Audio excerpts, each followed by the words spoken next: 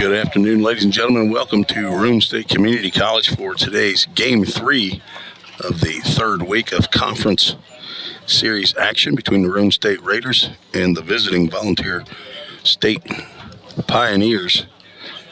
Roane State took both games of the doubleheader yesterday, 2-1 and 9-1. Two fantastic pitching performances by Roane State Raiders. And also one in a losing effort for Vol State's Caleb Pika, who went a complete game, giving up only 2 runs and 3 hits. Ended up taking the loss, following 0-5 now on the season. But Jacob Pointer in game 1 went 6+ innings, scattered 5 hits and 4 walks, only giving up 1 run. That was a leadoff home run in the top of the 7th by Reggie Cooper. And he gave way to Darren Galapa, who got the last 3 outs in the 7th. Got the save, and then in game 2, Carter Olaf came in after 3 batters and pitched 7 innings of no-hit baseball. Did not give up a run, walked 1, struck out 7 batters.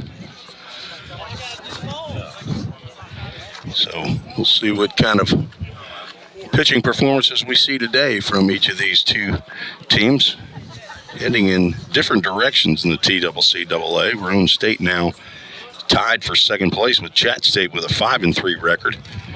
They are tied for second behind Walters State, who's 6-2. Vol State in the cellar at 1-6, looking to take 1 out of 3 here at Roane State before coming back home. Let's get to the Toyota of Gallatin starting lineups. First for the visitors. Pioneers of Volunteer State come in with a 7-13 record. This is game number 21 of the season.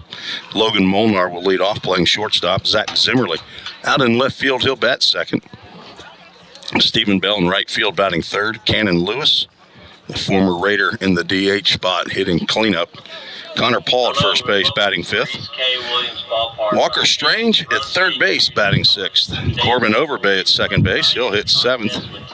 Reggie Cooper with his 3rd big fly of the year out in center field hitting 8th. And Drew Plummer will get the nod behind the plate, catching Trent Miller with his first collegiate start. Tall right-hander from Greenbrier, Tennessee, with his parents Bill and Trevor here in attendance. Trent will get his 6th appearance of the year. He has 1 save, an 0-1 record. He's thrown 8 innings, given up 8 hits, 13 runs, but only 7 earned. Walked 8, struck out 13 batters. Has hit 6. We'll see if he can keep the target in the glove and not on the hitter's backs. 7.88 ERA, and he will face a lineup. Looks like this as we'll have to go after for the national anthem. We'll get that right after our national anthem. We will mute for the national anthem.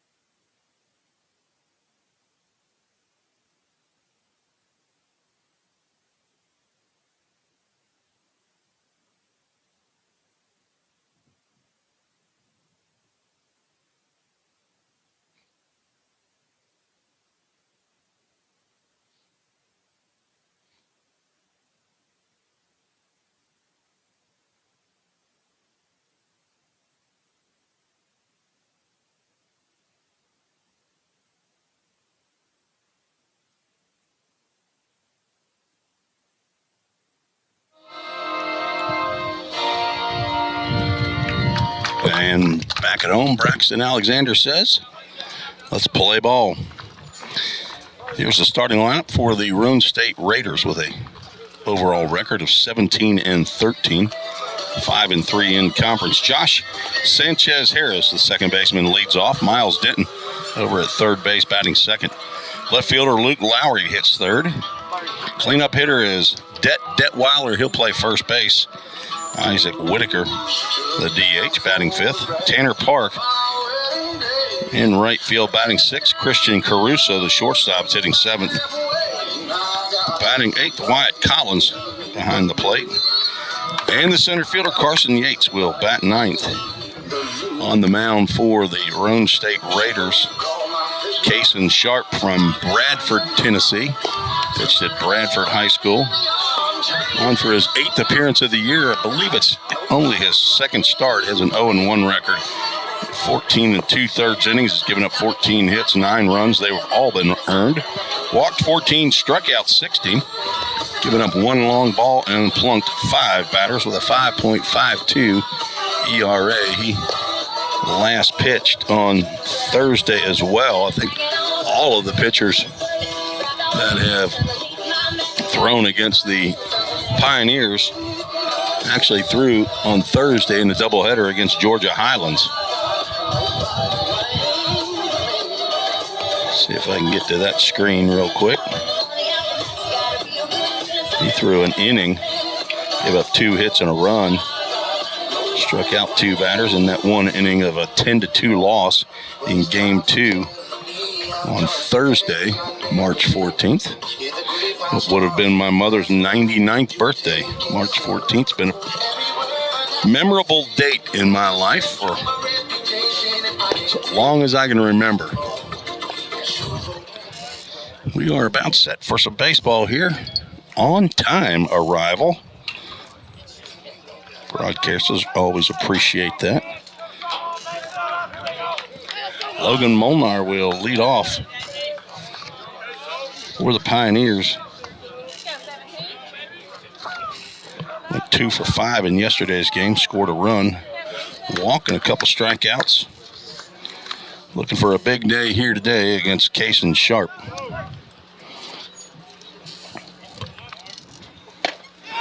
First pitch swinging is Logan Molnar, and we are underway at 1 p.m. Eastern time. So just now, good afternoon to those of you in Central time. Sharp just missed with that second offering. Game time weather, 63 degrees, brought to you by Accurate Mortgage. Mike Hoover, father of Gage Hoover, supporter of Vol State Athletics. Thank him for his donation and that outfield sign back at Pioneer Field.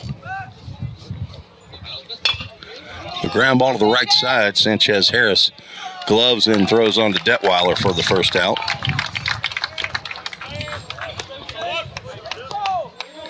That brings Zach Zimmerly to the plate. His first at-bat of the weekend. Got in for the bottom of the 6th inning in yesterday's Game 2.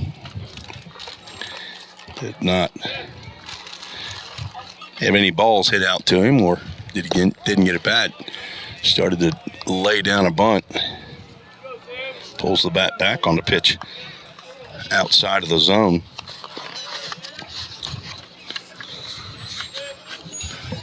Zimmerly, redshirt freshman.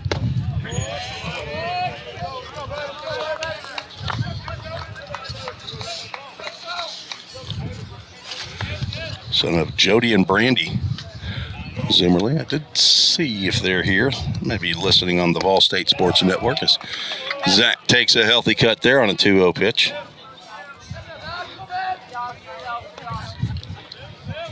Zim playing in game number 12, his 9th start of the year.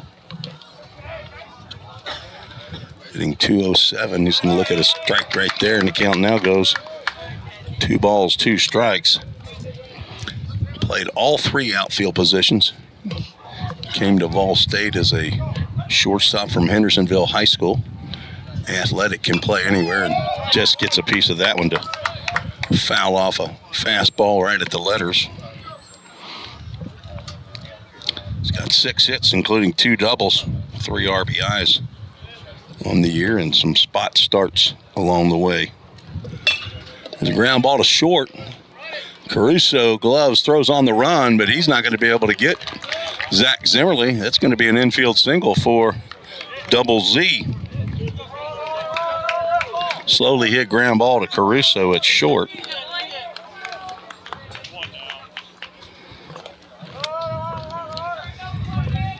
Zimmerly gets a one-out single, brings up Stephen Bell, sophomore from Ravenwood High School, Brentwood. Throw over and Zimmerly's back. One stolen base and one attempt. Stephen Bell now hitting .295 after a 1-for-5 game yesterday, doubleheader. Driven out to left center field. That might be trouble. Let's see if Lowry can get over. He will. That young man has played very well out there in left field. He's gotten to some balls in that left center field gap. So Bell down on the first pitch he sees, brings up Cannon Lewis. A little more wind here today, and it is moving, I would say, from the right field corner to the left field corner. Not sure if it's necessarily going to affect too much in terms of fly balls getting out of here. Throw over to first. Zimmerly had a good-sized lead over there. First base coach Shane Kemp looks nonplussed about that pickoff attempt. Coach McGuire down at the third base coach's box. Breaking pitch misses inside.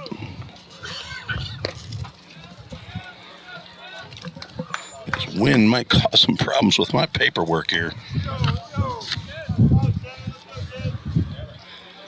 Lewis now hitting .250 on my revamped statistics. Fouls that one off to the right side. Detweiler goes to the fence, but it's well out of play.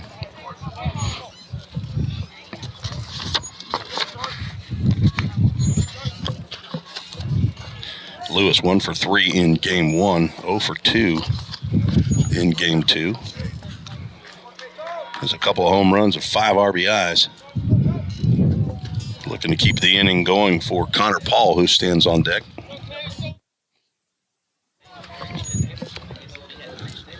Overhand breaking pitch stays high.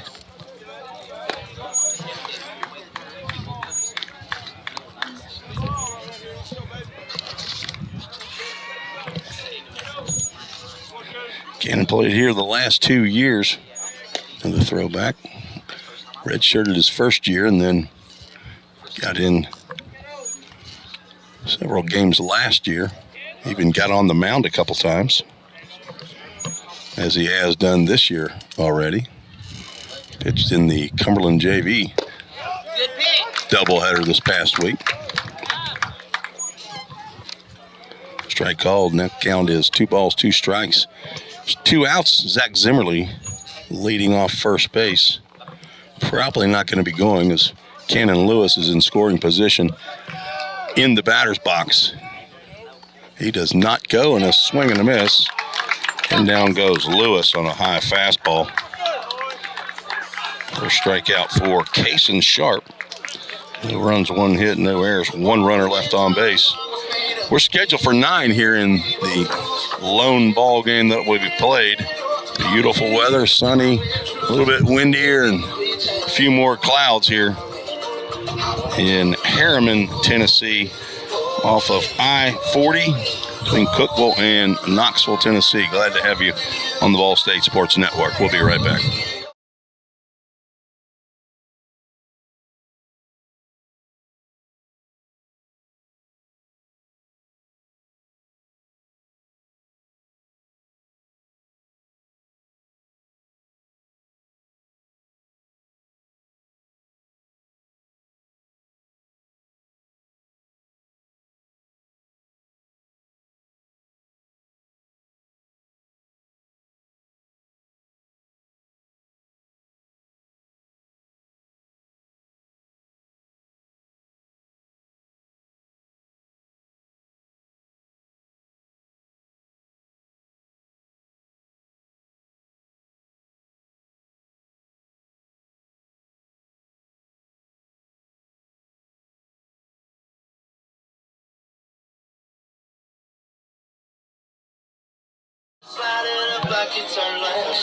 Trent Miller out on the mound for his first collegiate start.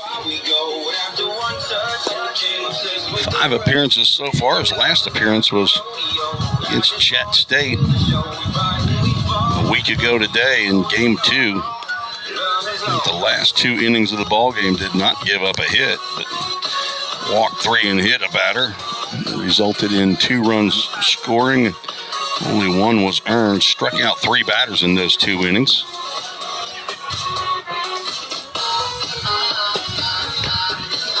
Big right-hander out of Greenbrier High School, Greenbrier, Tennessee.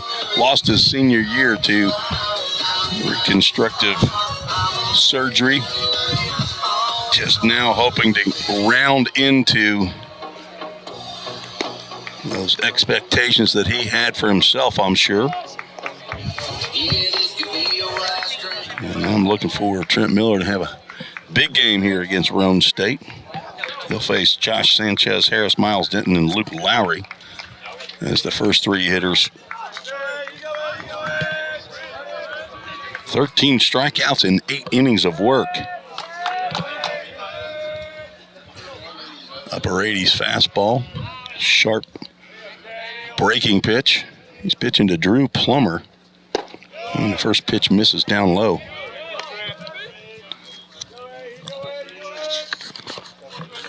Sanchez Harris yesterday seemingly on base. Every time he came to the plate, he's going to take some pitches and get a call strike on that inside corner. Harris 1 for 2 in Game 1, and the box score showed 1 for 2 in Game 2. I had a little question on that. Didn't show that on my score sheet. It hit a ground ball back to the pitcher, right to the pitcher, and I thought Caden Johnson should have had that ball. That was the one that Caden then tried to throw behind his back. Strike called at the knees on the outside corner. Great placement there. But the official score over in the Roane State dugout gave him a hit and then an error to get to second base. So Harris in the box score shows 2 for 4 in yesterday's game. Also had a couple walks. And he's a pitch away from a walk on that breaking pitch that got past Drew Plummer. On deck, Miles Denton. 5 times Sanchez Harris is on base. Just missed outside. I thought that was the same pitch that he got called for a strike earlier, but apparently just a little bit too far out. And there is first base runner of the game for Roane State. Miles Denton now steps to the plate from Brentwood, Tennessee. He was 0 for yesterday, scored a couple runs, was hit by a pitch twice in Game 2, and also walked. He's going to look at a breaking pitch for a called strike there.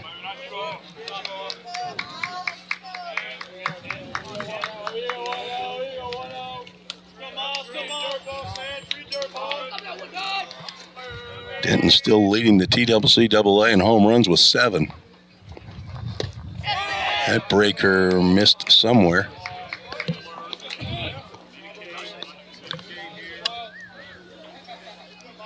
Like it caught a good bit of the plate, so I'm not sure if it was down. On deck, Luke Lowry had a big 2-run home run in Game 1 yesterday. That low pitch is getting called there. Didn't have down in the count, 1 ball, 2 strikes. He took one right off the helmet yesterday, and really a moment that there's no question that Brett Dowling was not trying to hit a batter in that situation. I think that Roane State was only up 3-1 at the time, ended up winning that game 9-1, but runner goes, pitches outside, throw down to second base is going to be not in time. Sanchez Harris got in underneath the tag, says our base umpire, and out of the dugout is going to come Jim McGuire. He wants to talk to the base umpire, who was our home plate umpire yesterday, I believe, in Game 2. Pretty sure this is the same crew. Jim McGuire is going to hear from the umpire that the tag was applied too high, and the runner got his foot underneath the base. That's about all you can say. Jim McGuire does not agree with the call, but there's a stolen base. Sanchez Harris also was credited with, I would say gifted with, a stolen base yesterday on what I thought was a wild pitch by Caleb Pika in game 1, but that was a clear stolen base for Sanchez Harris. The count is 2 balls and 2 strikes, nobody out in the bottom of the first inning, fouled off to the right side. Denton spoils a nice tight slider there by Trent Miller. Denton, 6 foot, 170 pound, redshirt sophomore, transfer from Walters State Community College. Played high school ball with several of these Pioneers. That's drilled out the right center field. Back goes Cooper. He's got his back to the wall, and that's for the infield, and he's not going to get that one. That is a double and an RBI for Miles Denton,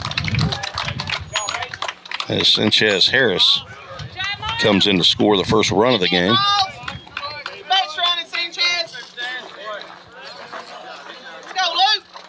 So the first hit of the series for Miles Denton drives in the first run of the game for Roane State. And Trent Miller and the Pioneers still looking for that first out of the inning. Luke Lowry steps to the plate. Lowry from Norris, Tennessee, swings and misses at a high fastball.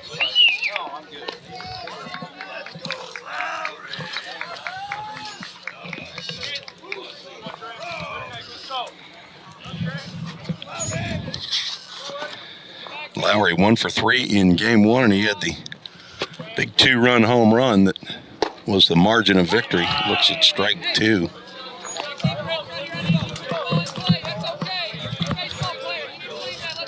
Was 0 for 2 in game 2, but had a couple walks and a run scored. Garrett Dalton, assistant coach down there at third base. I don't have the coach's name. Who's down at first base. Swing and a miss. That's a 3-pitch strikeout for Trent Miller. A fastball outside corner. Not the letters that Lowry went after. First strikeout of the game. And the first out here in the bottom of the first inning. Detweiler from Clarksville, Tennessee, Rossview High School. A Rossview Hawk steps in there. He had a big bases clearing double yesterday. Swing and a miss. For some reason he was credited with a triple because he got to third base. The problem was he got to third base on a throw to the plate. Detweiler 1 for 2 in game 2, 1 for 3 in game 1. Trent Miller looking for pop out or a strikeout as that breaking pitch gets in on Detweiler's hands.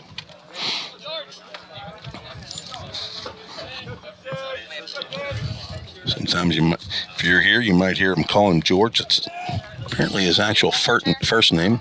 Nickname is Det for Detweiler. Swings at a changeup low and outside. Nice pitch by Miller. Zach Zimmerly out in left field practicing his swing. Reggie Cooper in center field. Stephen Bell in right. Walker Strange at third base and Logan Molnar at short. Corbin Overbay at second. Connor Paul at first. Drew Plummer going to catch this offering from Trent Miller that's in the dirt. Landon Luderman not feeling well. Not in the lineup today. I'm not even sure. I don't think he's even here at the ballpark. I think somebody was going to carry him to a clinic. Hope he's feeling better quickly. Molnar trying to keep Denton close at second, and the pitch, breaking pitch, apparently missed inside. Drew Plummer came out of there like they had just struck out Detweiler, which I just did. I guess I was thinking that was strike 2 as well, but instead it's our first full count Ministries full count. On deck, Isaac Whitaker, the DH. Time is called Drew Plummer asked for time. Or so says our home plate umpire. Wind is switching directions now. See the U.S. flag out there in left center field. It's now blowing left to right. 2 pitches outside, second walk of the inning. Miller did not want to give in to Detweiler.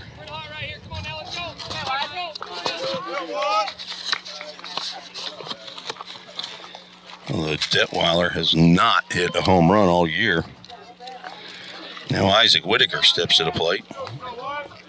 He has 2 long balls on the season, but went 0 for in yesterday's game.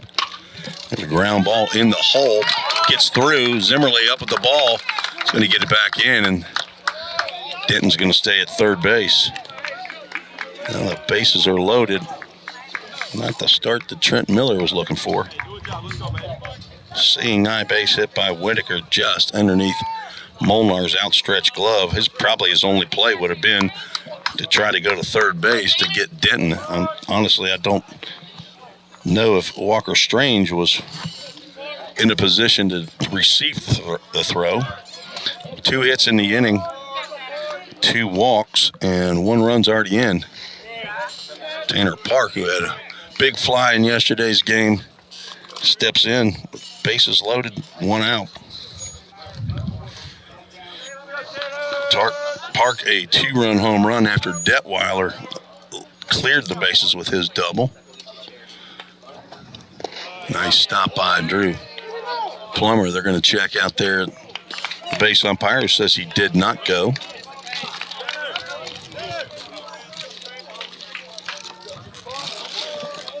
Tanner Park from Gallatin, Tennessee, the home of Vol State. He has 4 home runs, 19 RBIs by my count. Looking at a fastball now. He's going to be looking at a 3-0 count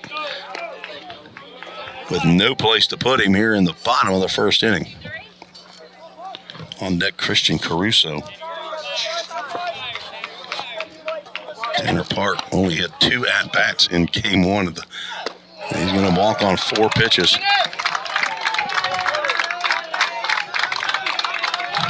And for some reason, I don't know why that does that. Gives a run to the visitors.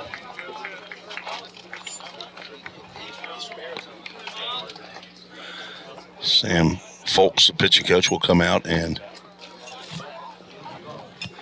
have a chat with a young right-hander. 3rd walk of the inning. Trent Miller, after the big double by Miles Denton, couple hops to the wall, might be a little concerned about getting that ball over the plate. Roane State has some pretty good hitters. So we'll walk to Sanchez Harris to lead off. He then stole second. Miles Denton replaced him at second base on a double to right center field and RBI. Luke Lowry then struck out. And a walk, a single, and another walk. Brings us to bases loaded, 1 out, and 2-0 lead for Roane State. Christian Caruso, the shortstop, looking for his first hit of the series. He went 0 for 5 in the doubleheader, and fastball misses out. That is 5 straight balls delivered by Trent Miller.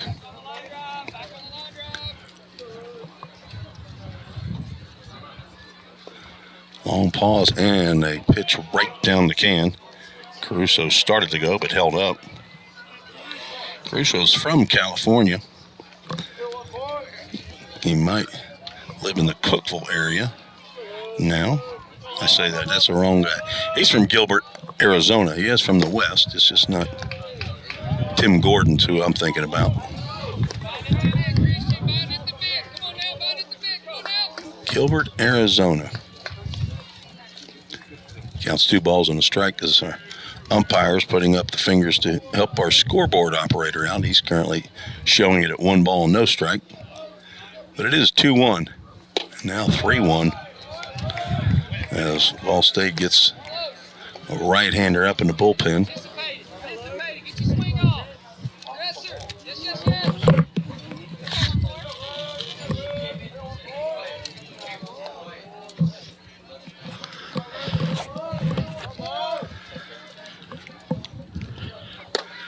Ball 4.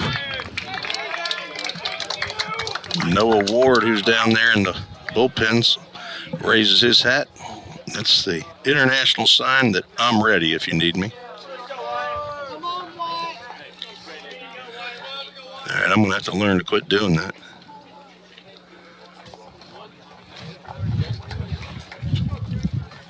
Every time I hit ball 4 with bases loaded, it gives a run to the other team. Pretty sure Roane State doesn't want that to happen. 3-0. Wyatt Collins steps in. Strike called.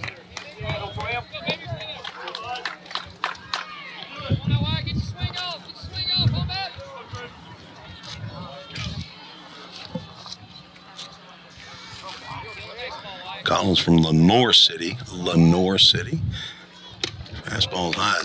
Plummer barely got that one into the webbing of the glove. Collins started game 1 of the doubleheader yesterday and an 0-for-2 with a couple strikeouts.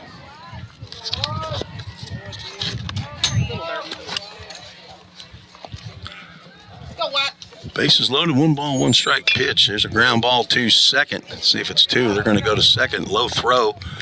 No chance to turn that double play. He'll get an RBI, fielder's choice. And a 4-0 lead by Roane State over Bay on a slowly hit ground ball. Did at least get a lead runner there as Christian Caruso was forced out for out number 2. But on the play, Isaac Whitaker, who singled earlier, comes in to score the 4th run. That brings to the plate Carson Yates, the 9th hitter. Runner goes. No throw. As Carson Yates had to back his face away from that pitch.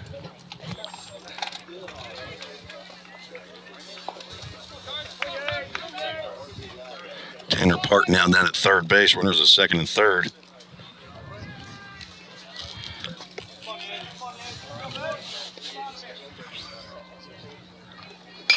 Fastball's fouled off to the right side. He gets out of play.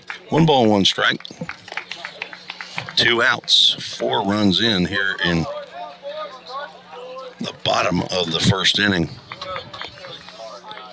8'6", 385-pound redshirt freshman from Chattanooga, Tennessee. Chattanooga Baylor High School, transfer from MTSU.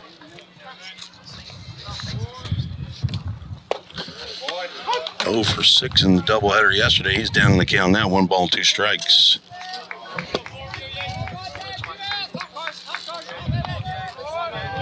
Say this is going to be Trent Miller's last batter in this inning if he doesn't get Yates. He's going to get a foul ball and a breaking pitch. Great sharp breaker.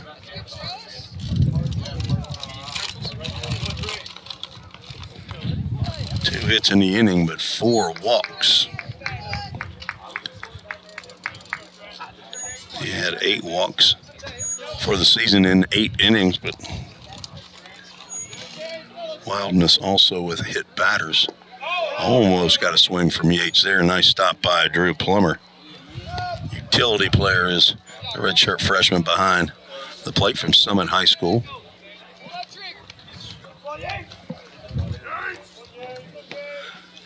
Down in Williamson County, just south of Nashville, is Summit. I'm going to have to ask Drew what the Summit nickname is, or their mascot. Found out last week that the Sevier County mascot is the Smoky Bears. And now we got a Full Count Ministries full count to Carson Yates. Leadoff batter Josh Sanchez Harris standing on deck, which is exactly where Trent Miller wants to leave him. Miller can't get that pitch over. It was ball 4, and I did it again. Let's see if I can I ever learn anything? Well, since there weren't bases loaded, it was going to put a run up there anyway, but they're going to leave him in there. Bases loaded for Josh Sanchez Harris. Leadoff batter, he walked and scored earlier in the inning.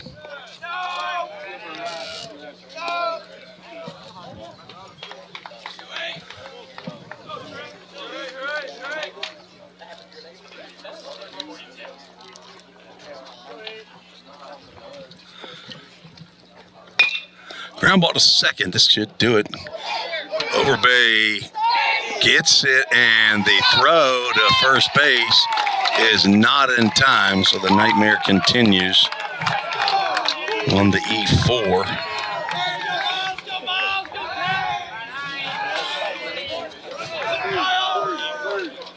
So an unearned run as Tanner Park comes in, and the base is still loaded.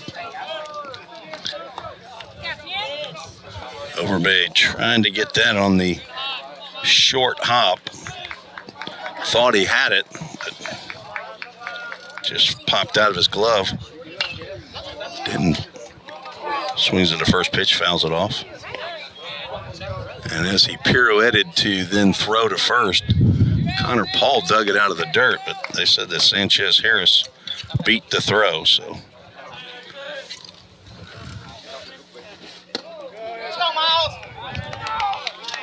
5 runs here in the bottom of the first inning. 2 hits, double by Denton and a single by Whitaker. 5 walks and now an error. That breaking pitch gets in there for a called strike.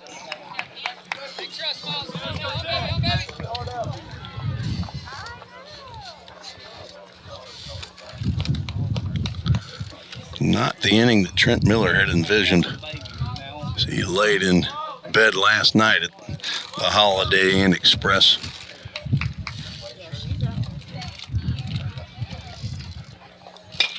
Fly ball out to right field. Stephen Bell has that one measured. He's going to make the catch for the elusive third out of the inning. Roane State with 5 runs. 4 were earned, 2 hits, 1 costly error, and 3 runners left on base. We're heading to the second, 5-0 Roane State with the early lead. You're listening to the Vol State Sports Network.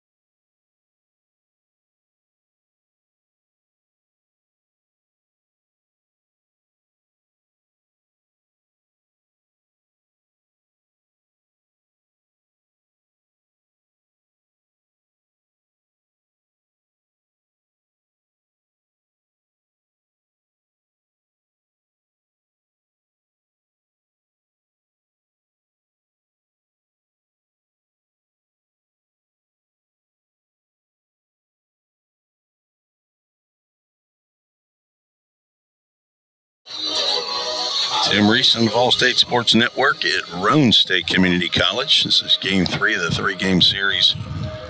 Thanks for joining me this afternoon. The Lord's Day on Sunday.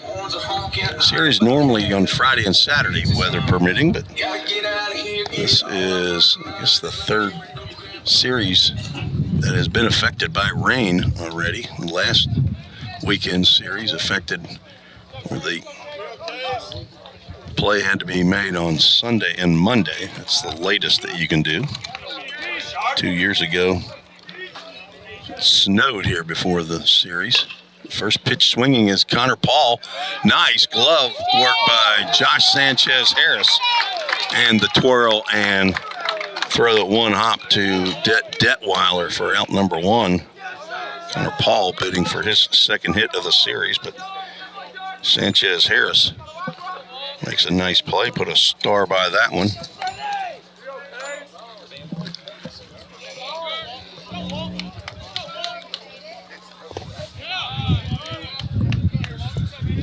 Walker Strange, redshirt freshman, stands in.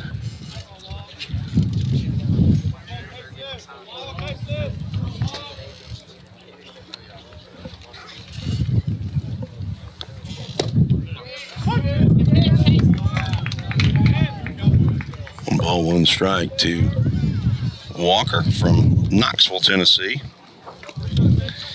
Got a pinch hit in both game 1 and game 2. 0 for 2. That one gets through the glove of Collins and comes back to the backstop near me. Corbin Overbay, come on over and say hello.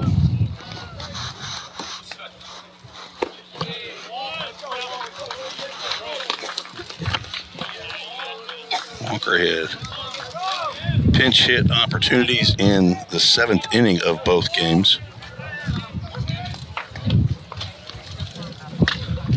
Swings and pops one up high in the air off to the left. Let's see if Lowry's going to be able to get over. And he will make the catch in foul territory for out number 2. He was playing strange, shaded toward left center field at a long run, about 15 feet into foul territory, and that wind started to blow it back. And just when you think you know which way the wind's going to blow, as Overbay squares the bunt, takes the breaking pitch for a called strike.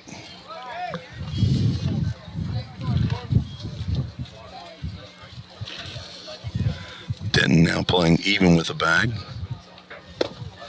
Overbay tucked his chin, and that breaking pitch just slid by his helmet.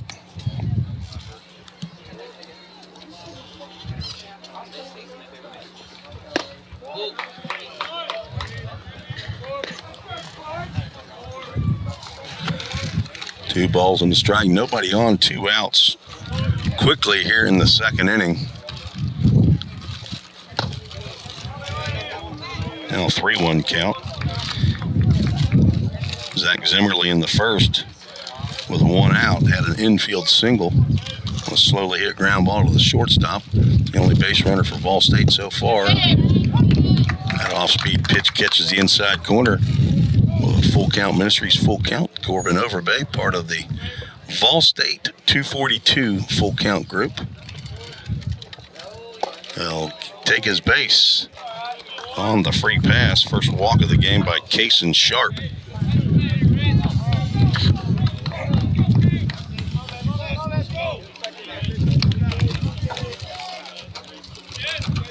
Sharp in the conference game against Columbia State.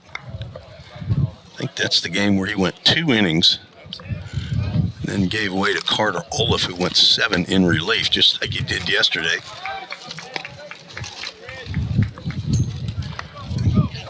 Roane State got that win against Columbia State back on March 10th. Reggie Cooper steps to the plate. He had a big home run in the top of the 7th inning in game 1.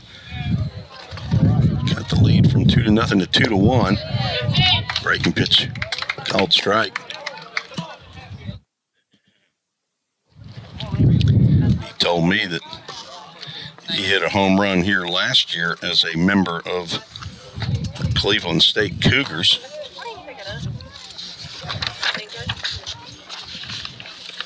That one's behind Reggie. Nice play by Collins to track that one down and keep Overbay at first base. Reggie hit 2 home runs last year for Cleveland State. One of them was right here, so 2 of his 3 collegiate home runs have been here at Roane State. He hit a line drive that got out of here just barely over the wall.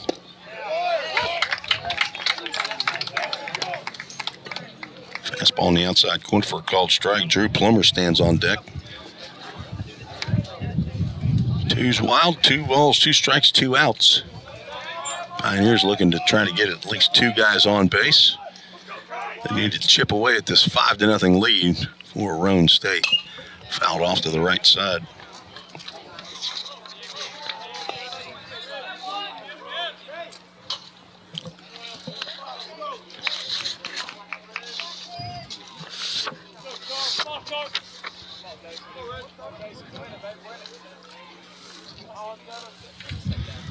Crowder now hitting .212 after yesterday's ball games. Unofficial. There's a ball in the dirt. Overbay is going to go ahead and slide on down to second base.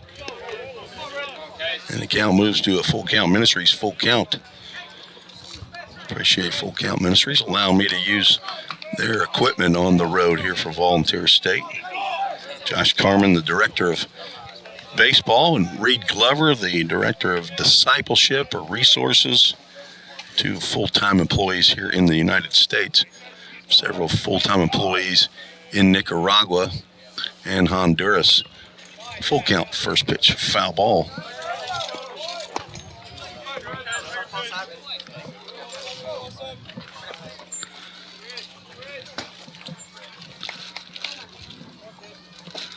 Roane State wearing their road gray pants with a white top. Had their cream-colored tops and bottoms on yesterday. Similar colors for Roane State as there are for Vol State. Red, white, and blue. Patriotic. 3-2 pitch is breaking pitch just high. Reggie Cooper reaches down to get that shin guard off.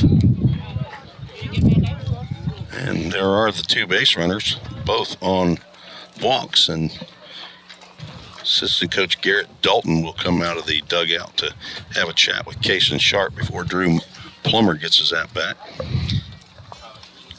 Roane State head coach is Cam Hamsley. Got his in-laws here with him today, sitting right next to the broadcaster, all the way from Springfield, Tennessee. Robertson County, just north and west of Davidson County in Nashville, Tennessee. Cam got his undergrad at Austin Peay State University. That's his pipeline to Clarksville. He's pulling, I think he's got 4 Rossview players from Clarksville. Also got his first coaching job at Springfield with, he told me before the game, with Justin Martin, who's now the head coach at Hendersonville High School, just down the road from Volunteer State in Gallatin. Drew Plummer looks at a first pitch down in the dirt. As Sharp all of a sudden is battling some control issues here. Came in with 14 walks in 14 innings, so it hadn't been something too far away from him this year. But he also has struck out 16 batters in those 14 innings. Plummer started off on the breaking pitch, but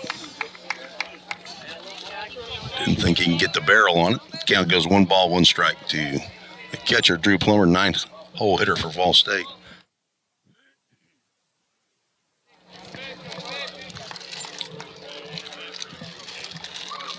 Redshirt freshman from Summit, getting a steady diet of breaking pitches here. Plum hitting .200, and this is his 13th game of the year, 10th start. 5 hits, including a double, and 5 RBIs. Played games at second base and shortstop. Now looking at a 3-ball, 1 strike count with Logan Molnar, the leadoff batter. All State trying to claw their way back. Kason Sharp helping out here a little bit with a couple walks and a 3-1 count to Plummer. There's a drive to center field, and that is right at center fielder Carson Yates. Route number 3. Plum put a good barrel on that one, but right at the center fielder for the 3rd out. So the 2 walks with 2 outs did not come back to harm the Raiders. Lead 5-0 as we go to the bottom of the 2nd inning. I do want to thank Toyota of Gallatin for their support of Vol State athletics, providing brand new scoreboards at Pioneer Field and Nichols Softball Complex, as well as inside the Pickle Field House and the Richard Moore Gymnasium.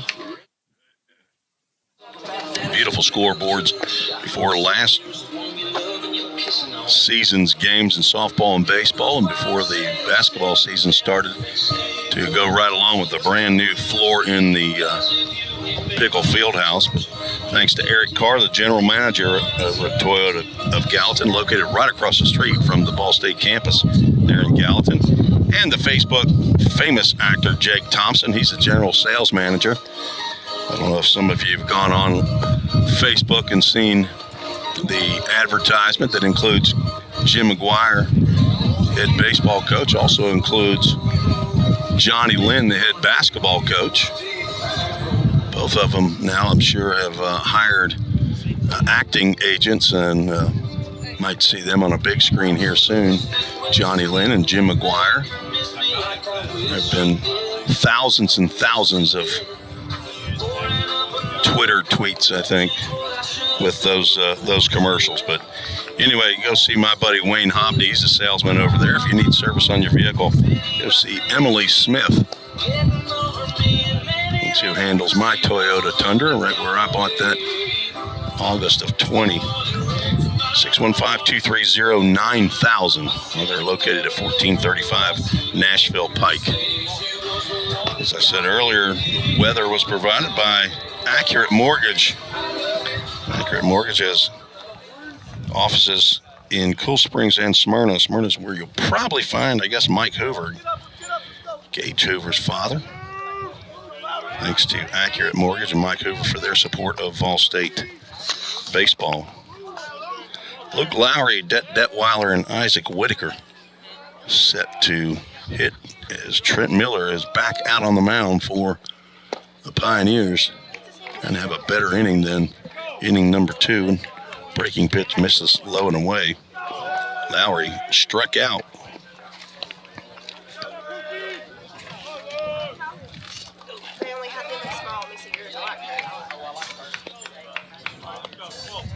Roane State scored 5 runs in the bottom of the first inning on only 2 hits. Miles Denton with an RBI double, and Isaac Whitaker with a single that did not drive in a run. And now 3 balls and no strikes to the first batter that Trent Miller's facing. And Noah Ward back in the bullpen getting loose. I was talking to Brett Dowling this morning at breakfast, and he said he loosened up for 8 innings. A 4-pitch walk by Trent Miller. Walk number 6 of the game for Trent.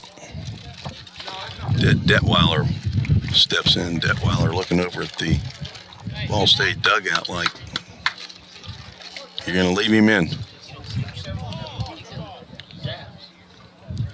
Detweiler, a Rossview Hawk. Is that time? Is that 1 ball? Is that what he's saying? Or is that timeout? Oh, that's a disengagement, I guess. Miller must have stepped off. Fastball misses high and away. 5 straight to start the second inning. Detweiler walked and scored. 3 of the 5 walks did score. 2 hits also scored.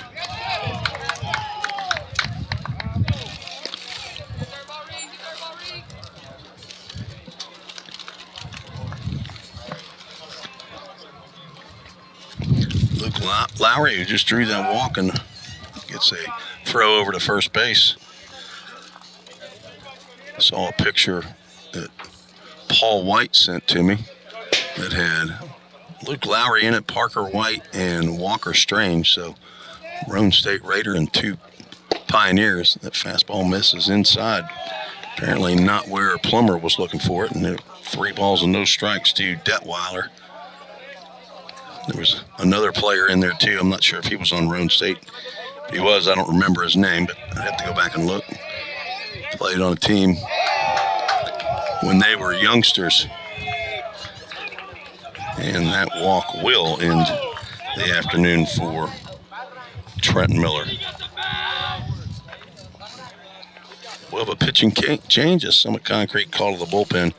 Tell you about the new pitcher we return on the Ball State Sports Network.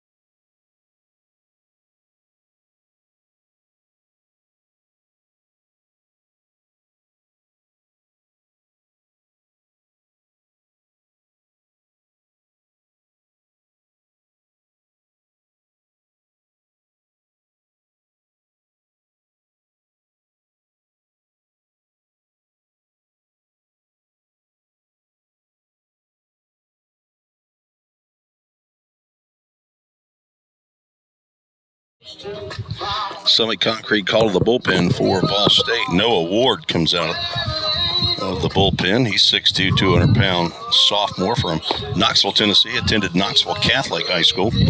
General Studies major, and the son of Melissa Ward. Brother to Abram and Sophie Bell.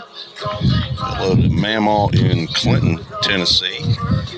He comes on in relief of Trenton Miller, who goes 1+ innings, gives up 2 hits. So far, 5 runs, 7 walks, and 1 strikeout.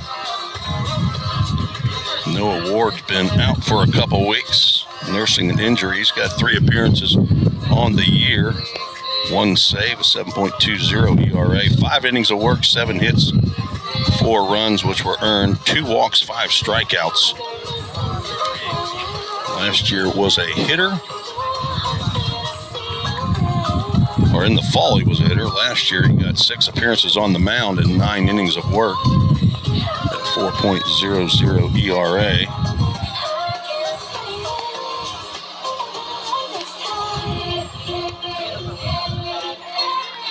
John Ripel was interested in some Vol State athletics today. I think he's watching some softball over there, or at least game changer. John Ripel, former volunteer assistant coach in Vol State last year, now the head coach of JP2. Noah Ward throwing me a pitch as he finishes his warm-up tosses.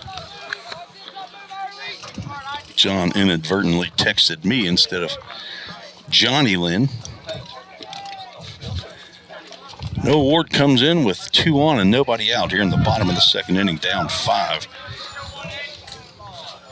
Not an easy spot as Isaac Whitaker steps in. First pitch swinging, Isaac Whitaker, and a ground ball into the hole at shortstop. Ball snuck into left field just under the glove, and he's going to square to bunt. First pitch down low. Ward, a hard-throwing right-hander.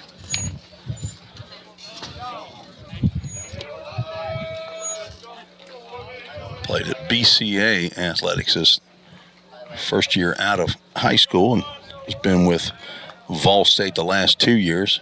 Fastball, break down the can, fouled off to the right. So number 19 gives away to number 18. Pioneers wearing their red tops and gray bottoms, blue sleeves and socks.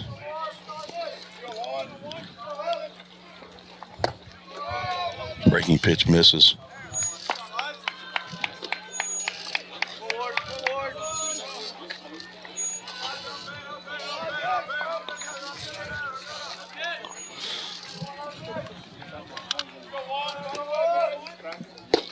That's got to catch that outside corner. Nice pitch by Ward. Vol State hadn't turned to do that double play this weekend, and now would be a good time for it. Although Isaac Whitaker runs well. Been the DH all 3 games. Changeup misses down. Nice stop by Drew Plummer. Whitaker now facing a full count. Ministries full count.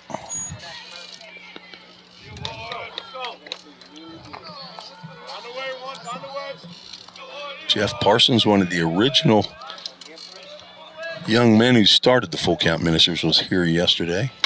There's a line drive by Isaac Whitaker. He's got another RBI. That'll get into the gap.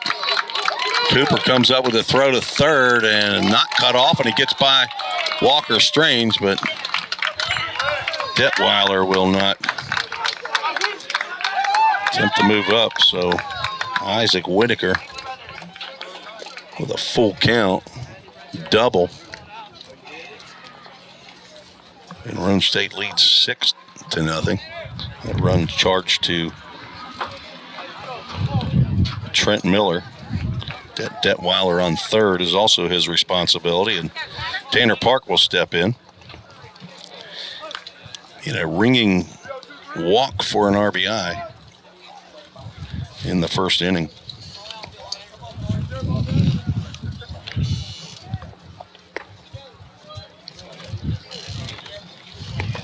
Isaac Whitaker is now 2 for 2 after going 0 for in yesterday's games.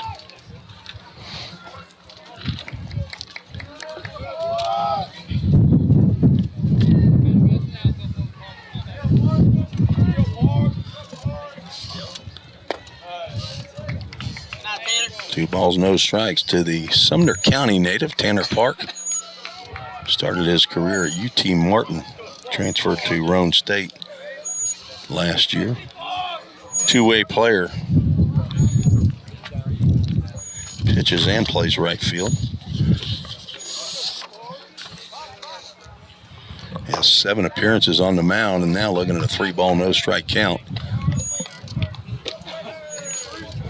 There is a base open, but there's been a whole lot of walks already today. Not out there trying to load the bases to then pitch to Christian Crusoe, not with no outs. Gets that one over. Roane State won the doubleheader yesterday, 2-1 and 9-1. There's the 8th walk of a Roane State Raider today. First given up by Ward, as another right-hander is now warming, and Sam Folks, the first-year pitching coach, comes out to have a chat with Noah Ward.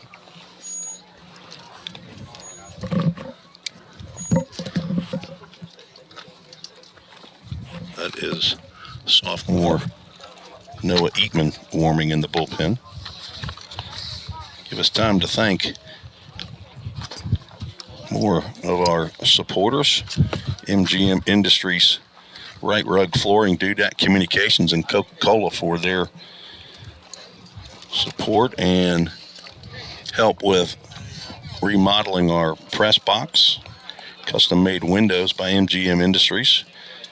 A friend of mine, Joe Gaskins, he's a former Motlow State basketball player and a coach. He and one of his son-in-laws who works over there at MGM Industries, very helpful in getting us brand new windows we could actually see out of. When I got there, you had to raise the window to look out, and that's not fun when it's a 42-degree game out there for the press box gang. Right Rug Flooring so we got a possible Dudat double play. We do, as we were talking about. 4 folks, a 6-4-3. As another run does come in, but at this point, Vol State will trade 2 outs for a run. Christian Crusoe does not get credited with an RBI on a double play, but Detweiler does come in to score. Isaac Whitaker now at third base with 2 outs, and Wyatt Collins steps to the plate. First pitch swinging. There's a ground ball to Walker Strange. He's going to throw over to first base in the dirt. Let's see if they're going to call a foul ball. They will not. Wyatt Collins did not even get out of the batter's box. He's thinking he fouled that off of his body. So 2 pitches. Gets 3 outs, but not before Roane State adds to their lead. 2 runs on 1 hit. Those 2 runs were charged to Trent Miller. He finishes now in 1 inning of work, giving up 7 runs, all earned on 2 hits and 7 walks. There were no errors in the inning, 1 runner left on base. We are through 2.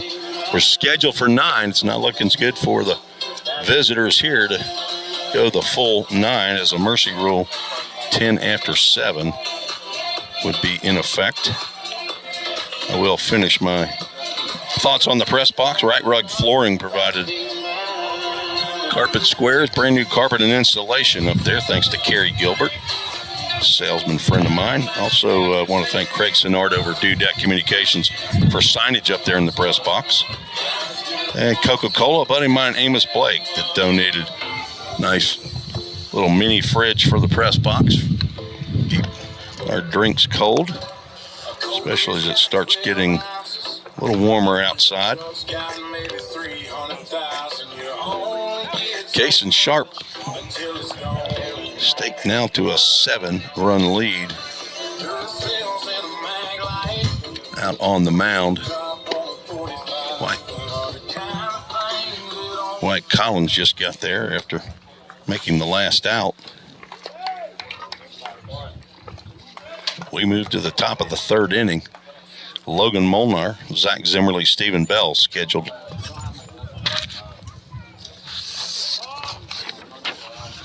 Son of Joe and Barbara Molnar from Independence High School in Sumner, or in Williamson County. He's a sophomore.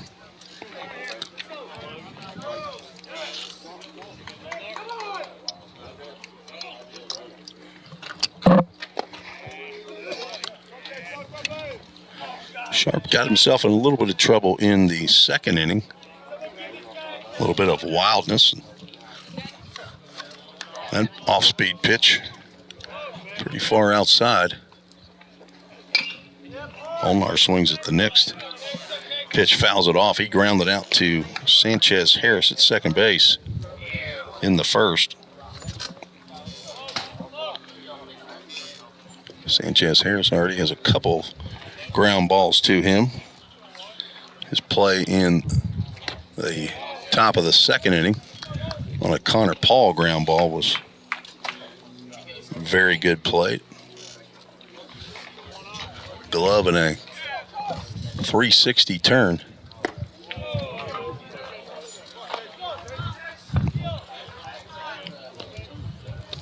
Kason Sharp, 3 balls and a strike.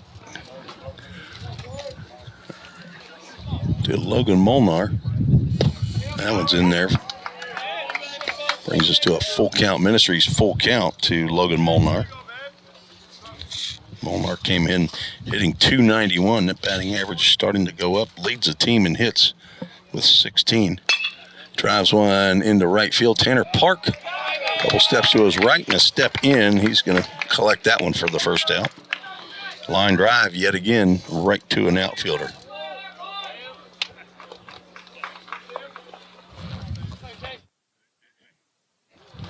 Zach Zimmerly has the only hit for the Pioneers. Steps in. It was an infield single. Slowly hit ground ball to the shortstop. Caruso is playing very deep at short. Sharp starts Zimmerly off of the strike. Clouds covering the sun now. Wind will pick up from time to time. There's another ground ball to short. Gets out to Caruso a little bit faster, and he makes the throw over to Detweiler for out number 2.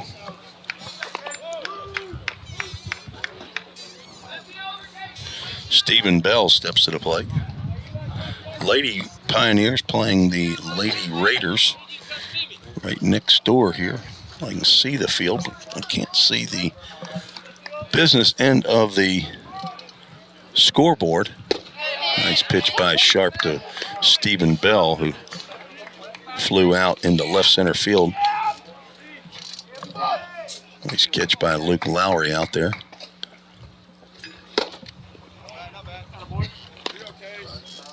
Before we started baseball game here, the Lady Raiders were up 4-1 in the, I think, after 2.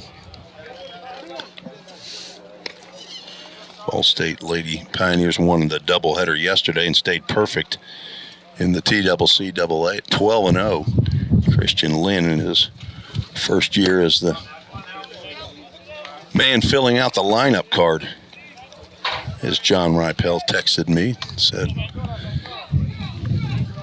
making all those first-year coaches look bad.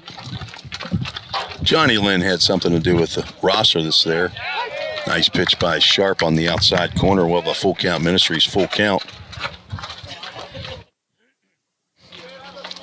Full count rhythm played in the Ohio Valley League last year. Took on Stephen Bell and the Hoptown Hoppers as he foul tips that one into the mitt and is down on strike. So a 1-2-3 inning by Kason Sharp. Picks up his second strikeout, and Roane State is rolling here in Game 3 of the series. They're up 7-0. Coming to the plate. We'll be right back on the Ball State Sports Network.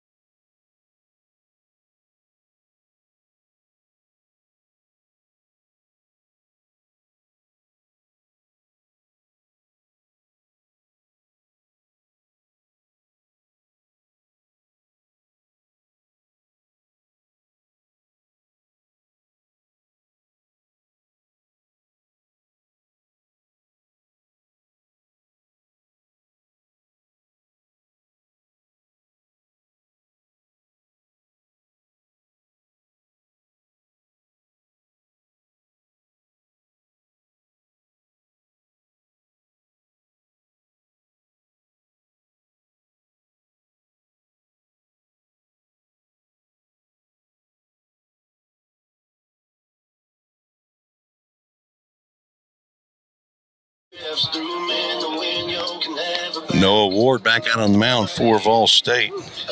On in relief of Trent Miller, who went 2 batters into the second inning. Gave up only 2 hits, a double and a single, but walked 7 batters. And 7 of those 9, actually 10 batters that reached. 1 reached on an error. 7 of the 10 came home to touch home plate. Had 1 strikeout. Ward will face 9, 1, and 2 of the Roane State lineup. Carson Yates steps in. He walked in the first.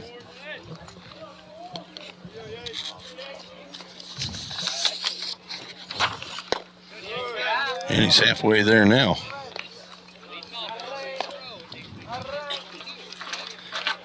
Yates comes in. Actually, I don't know what he's hitting. I didn't do the averages for Roane State after making the changes. Nice breaking pitch there by Ward. By count, he's 16 for 62, though.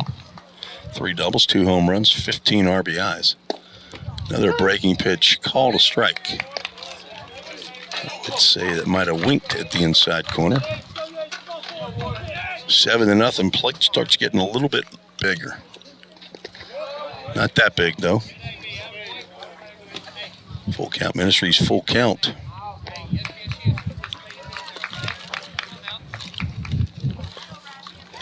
If you're interested in being involved in foreign missions, you can go to fullcountministries.com and check on the mission trips. Yates flies one to his counterpart out in center field. Back goes Cooper. He is at the wall and can't make the grab. That ball just kept going and going and going like the Energizer Bunny. Carson Yates leaves the yard with a solo shot on a full count pitch. Cooper, I think he thought he had a beat on that, and he got to the wall and ran out of room. So solo home run by Carson Yates, his 3rd of the year.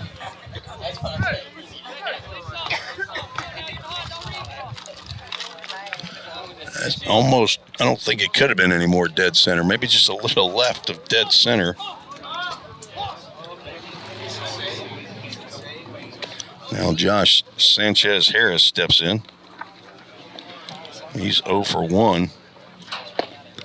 With a walk and a run scored, looks at a called strike.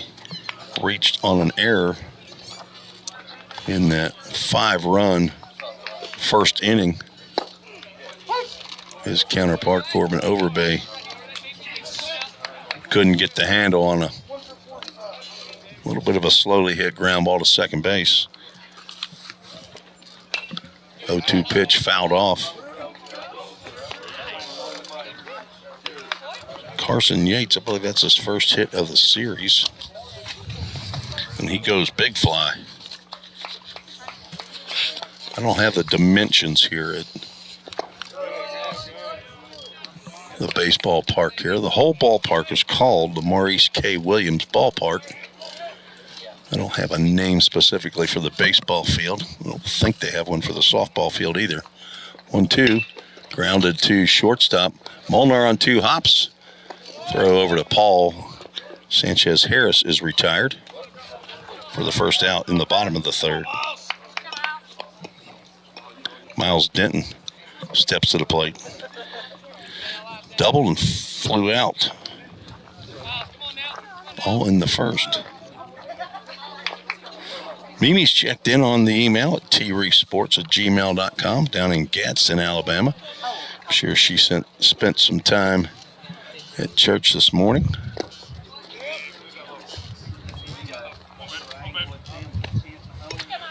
This St. Patrick's Day.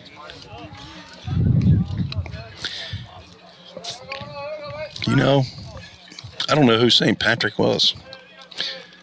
I don't know that I've read about him in my Bible. Unless he's known as somebody else. balls and no strikes to Denton. Smoked the ball into right center field gap. Second batter of the game for Roane State. He thought he was going to get hit with that pitch right there and kind of dropped a hand off the bat. Goes in and out of the glove of Drew Plummer, our catcher. 3-0 count. Denton was plunked twice yesterday, once in the helmet that was on his head and once in the leg. He swings at a 3-0 pitch, lines it into center field. After going over yesterday, he's swinging the stick. He's tired of walking, I guess. Not really that great a pitch on a 3-0. Sure wasn't right down the can. He hits a line drive right up the middle. 2 hits in the inning. 3 hits off of Ward so far. Luke Lowry steps in. He's walked and struck out. Scored a run. Breaker gets in there for a called strike. Lowry not looking for a breaking pitch. Starting off.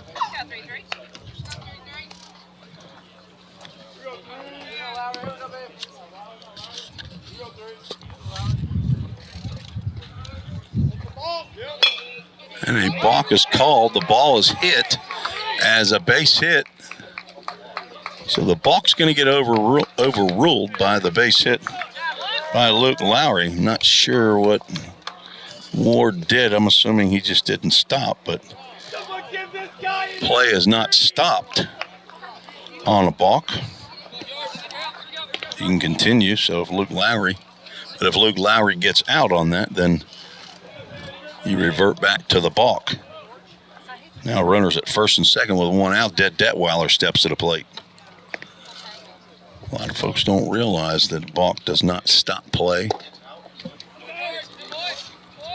Noah Eatman still warming in the Pioneer bullpen. I would say he's probably ready by now. That's what Brett Dowling was saying yesterday. He got up in game 1. Threw a whole bunch of pitches, inning after inning. Slow roller at Molnar is not able to get. Walker Strange picks that one up before Molnar had a chance at it. Don't think Walker had a play unless he was going to try to go to third base. Molnar might have had a chance, probably would have had a chance to get Detweiler, but that'll have to be recorded as an infield single. So that's 3 in a row, and that loads the bases. Isaac Whitaker is 2 for 2. Single and a double. This is third at bat in 3 innings.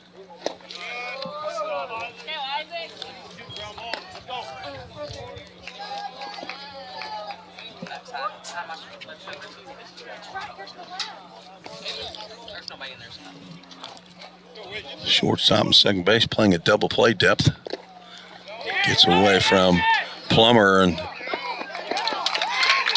Denton with the aggressive base running. Scores on the wild pitch.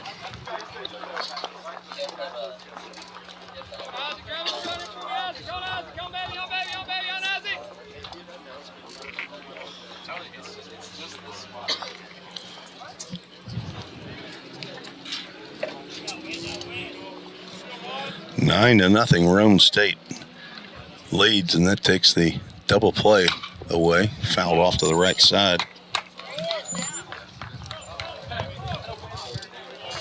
Ball didn't get it very far away from Plummer, but it got far enough to the right, away from the plate, that he couldn't retrieve it and then come back to tag Denton out. So excellent base running. That inside pitch whispers at the inside corner. Again, goes 2 balls and 2 strikes to the DH, Isaac Whitaker from Nolensville, Tennessee. Transfer from Lincoln Memorial University, the Rail Splitters. LMU, not Loyola of Marymount. Played high school baseball at Ezell Harding. Looking at a full count, Ministries full count.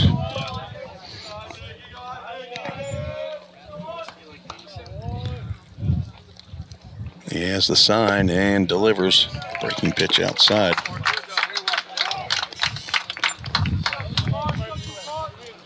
Second walk of the game by Ward. And the bases are loaded. Yet again, Tanner Park steps in. He's walked twice. Has an RBI and a run scored.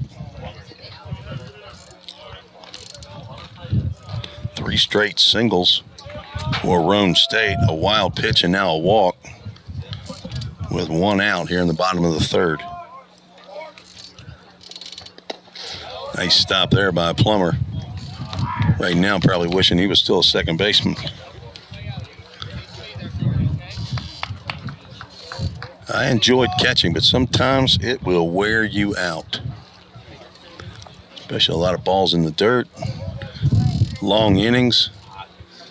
The only saving grace right now is it's not blazing hot. Foul ball off to the third base dugout.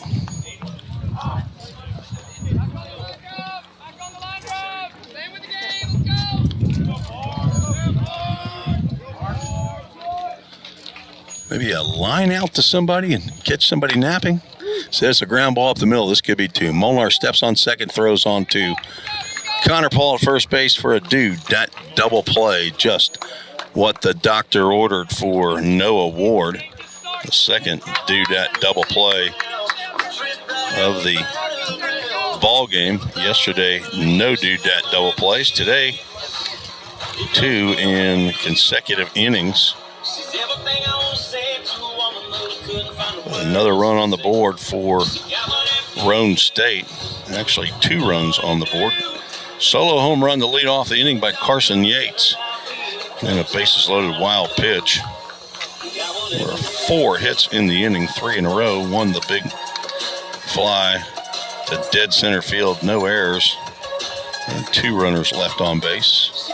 9-0 after 3. We're scheduled for 9. But again, the run rule 10 after 7 is looming for the Pioneers. We'll be right back.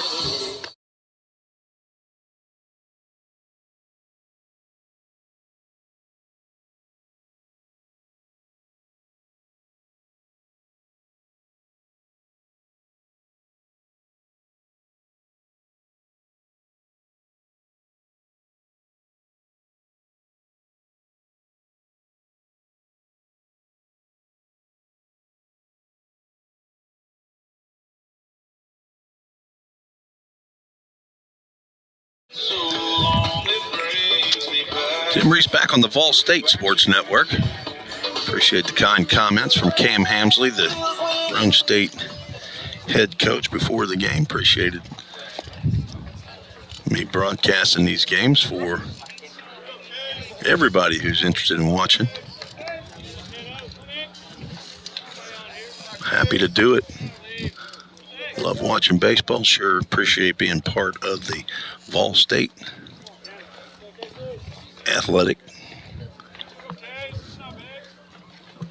I guess all of them, baseball, softball, basketball. Right now I'm broadcasting all of them. Cannon Lewis looks at 2 strikes. Now he struck out in the first. Kaysen Sharp back out for his 4th inning of work. Little sidearm start to that one, but finishes low and away.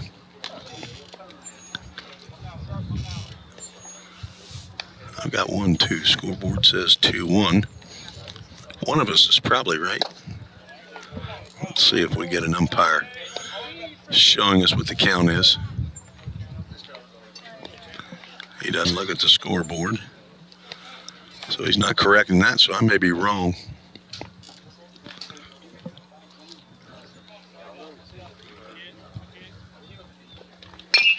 Doesn't matter, ground ball to third base. Denton with the easy play over to Detweiler.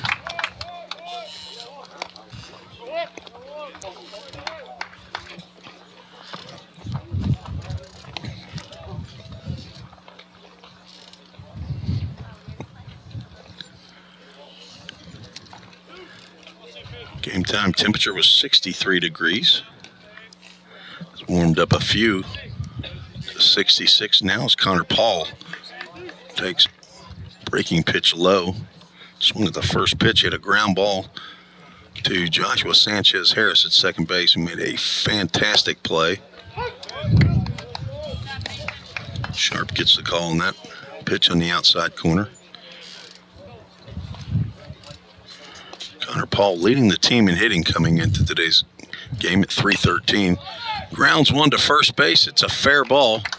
Detweiler squats down and makes the catch on the second hop. Connor Paul grounds out to his counterpart. A lot of that happening today.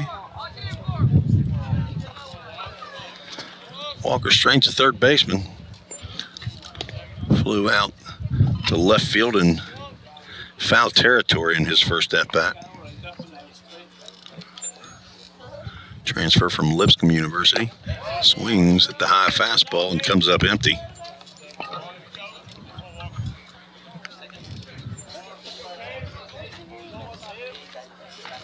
Out of Knoxville Catholic High School.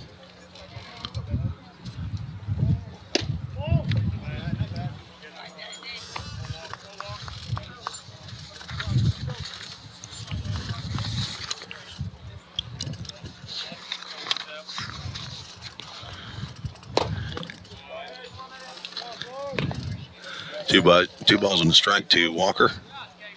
6'1", 215-pound redshirt freshman. Son of Toby and Aaron Strange. Hello to Papa and Granny in Habersham, Georgia. He drills one in the left field. That's a base hit. 2-out knock for Walker Strange. Bring Corbin Overbay to the plate. Second hit for Vol State.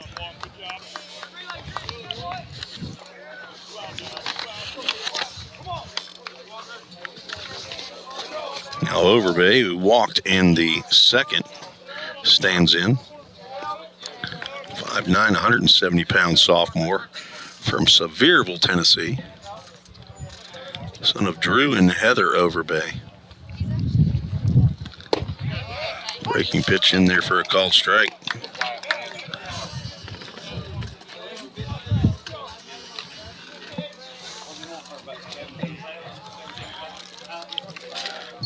Corbin hit his first long ball of the year this past week against Cumberland.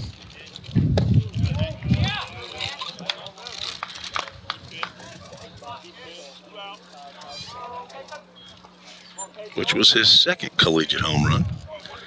I mistakenly said that it was his first. He didn't want to tell me. He didn't want to hurt my feelings. He's a kind young man.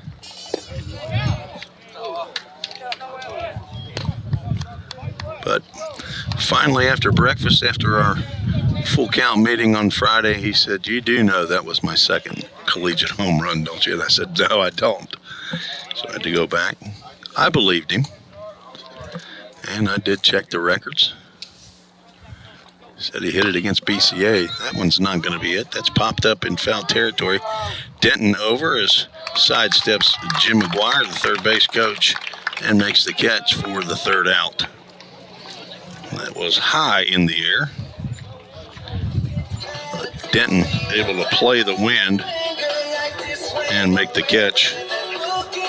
No runs, one hit, no errors, one runner left on base. All State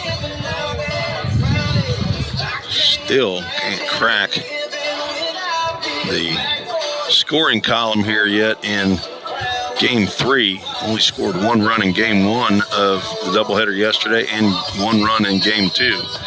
So the bats have been silent for the most part here at Roane State.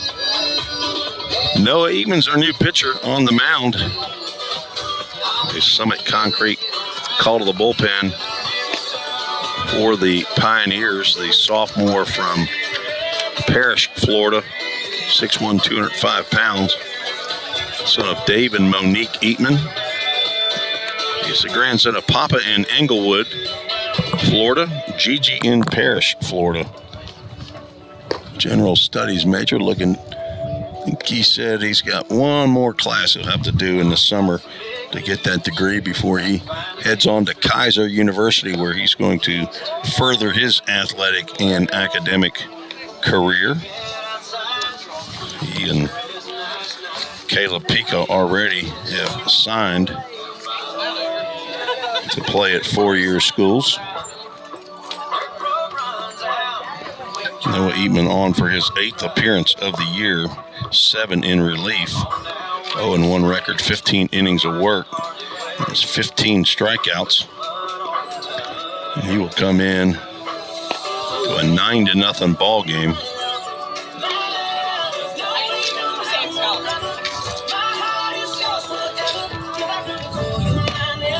Noah Ward goes 2 innings, gives up 5 hits, 2 runs.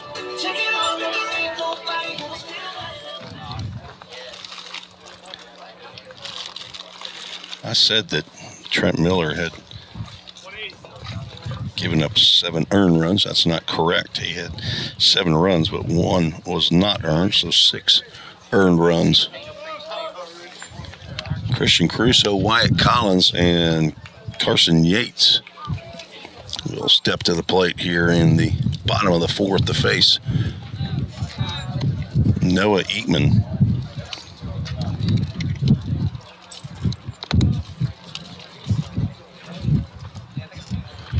So back-to-back Noahs here for Vol State. Noah Ward and now Noah Eatman.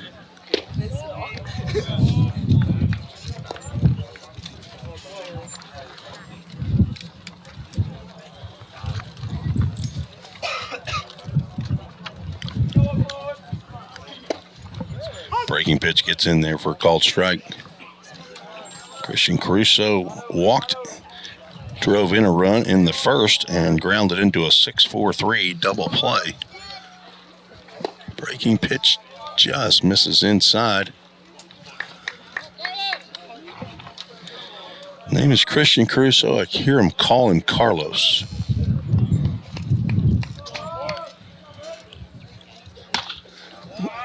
To the left side, diving play by Overbay. Comes out of his glove. He comes up and throws out Caruso just on that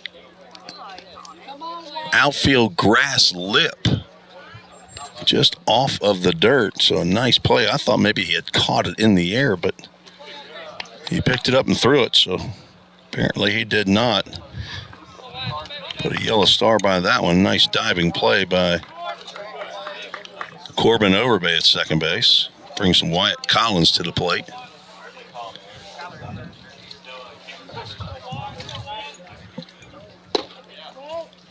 Just missed somewhere.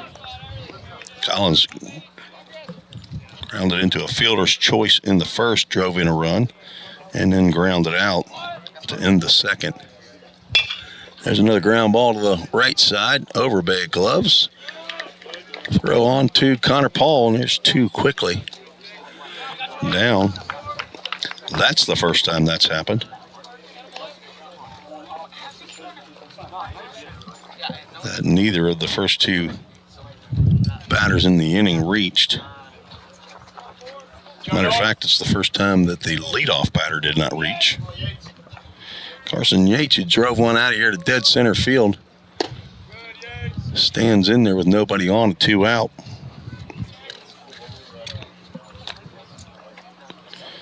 Drove his 3rd home run of the year over that center field wall. Has a healthy cut there and comes up empty.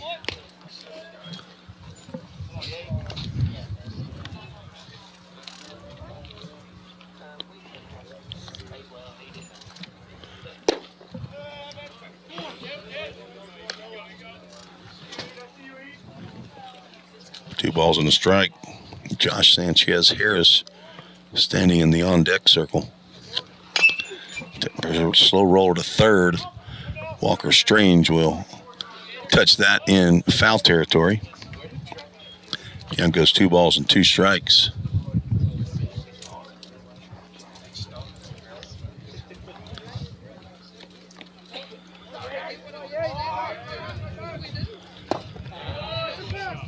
Swing and a miss.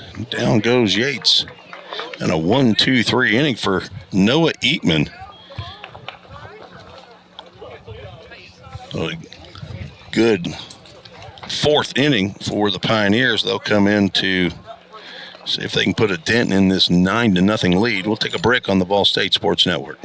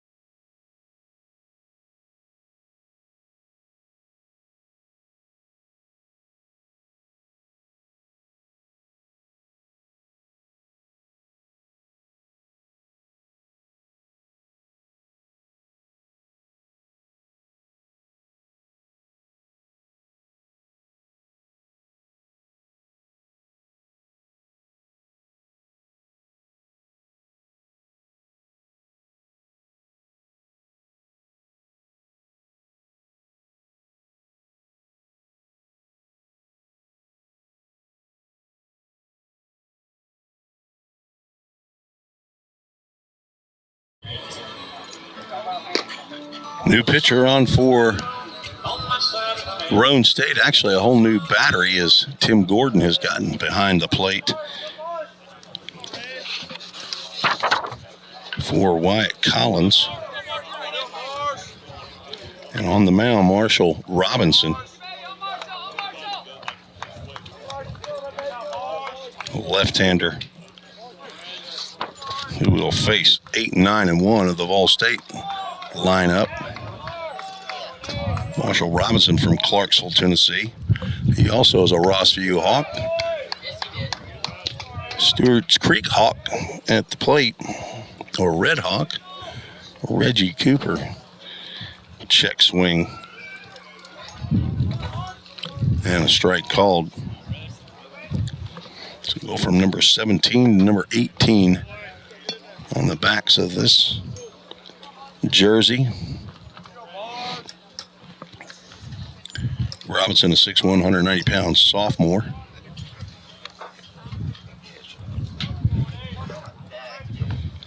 Sixth appearance of the year. Cooper held up on that swing. Looked like a pretty good pitch to me, and a delayed call by the umpire. He might have been surprised that Cooper didn't swing at that. Marshall Robinson in 8 1/3 innings, giving up 10 hits, 8 runs, but only 3 are earned. 9 strikeouts.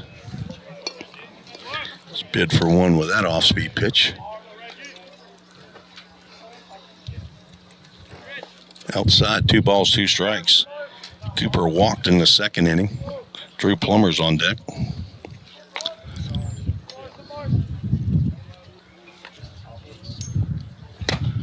And we'll have a full count. Ministries full count.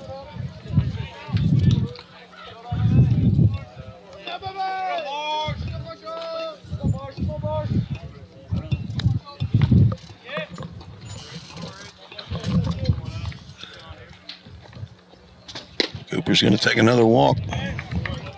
Marshall Robinson walks the first batter he faces. Third walk by Raider pitching today. Kason Sharp goes 4 innings, gives up only 2 hits. No runs, 2 walks, 2 strikeouts. I would assume he's in line for the win here. Not sure if he's on a pitch count or head coach Cam Hamsley is spreading out some innings. Throw over to first as Cooper, a threat to steal, gets back.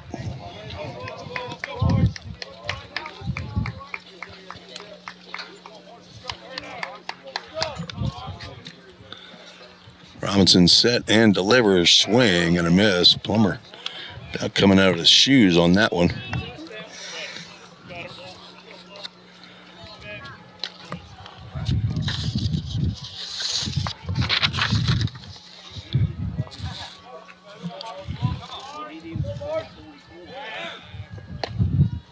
check of Cooper.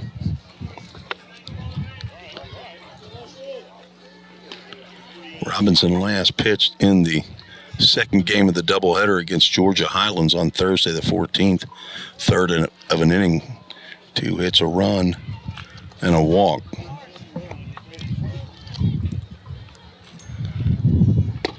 Pitch is high, and Gordon, the bluff to first base.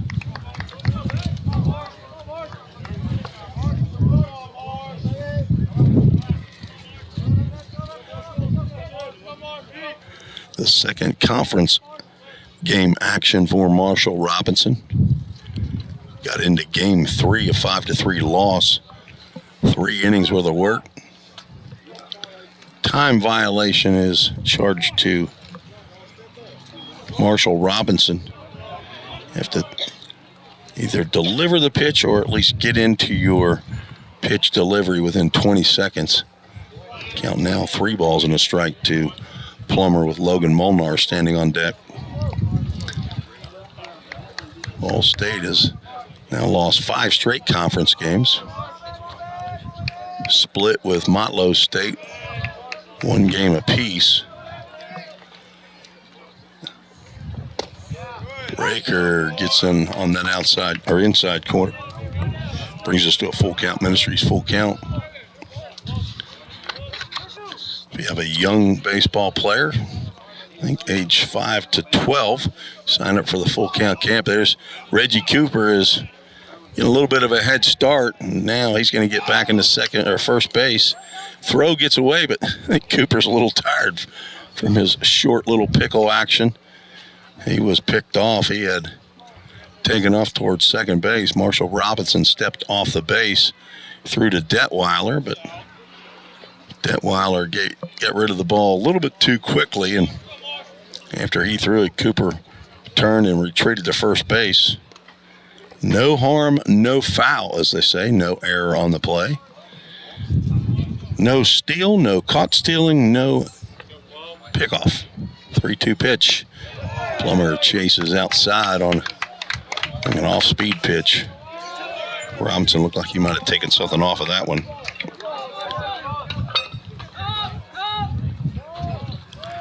Logan Molnar, 0 for 2. Facing Robinson.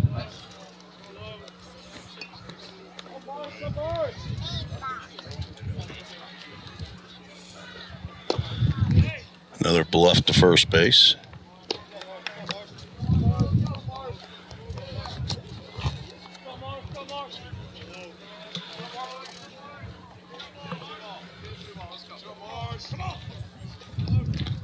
Throw over. Not sure if Cooper will go. Up 9-0. You don't normally see that, but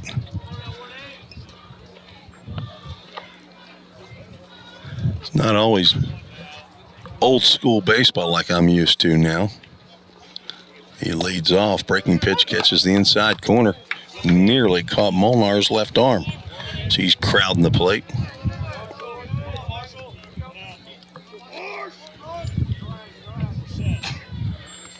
Pioneers will take on BCA Postgrad on Wednesday in a doubleheader at Gallatin.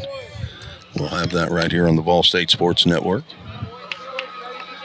And then stay at home for the 4th conference series of the year. Columbia State comes in, currently scheduled for Friday and Saturday. Single game Friday, doubleheader Saturday. 2 o'clock Central for Friday's game, noon Central. Runner goes, pitches behind Molnar. And Reggie Cooper gets the steal of second base.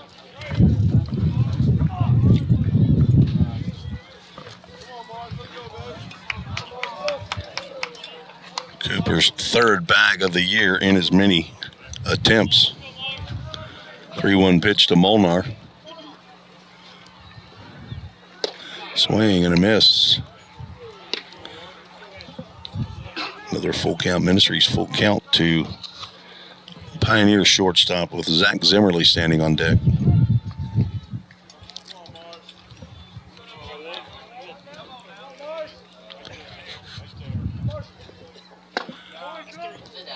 Pitch is up for ball 4. That was close. I don't think it was going to be too far inside for this umpire. Probably would have called that if it was a little bit farther down, but Molnar strides into the pitch.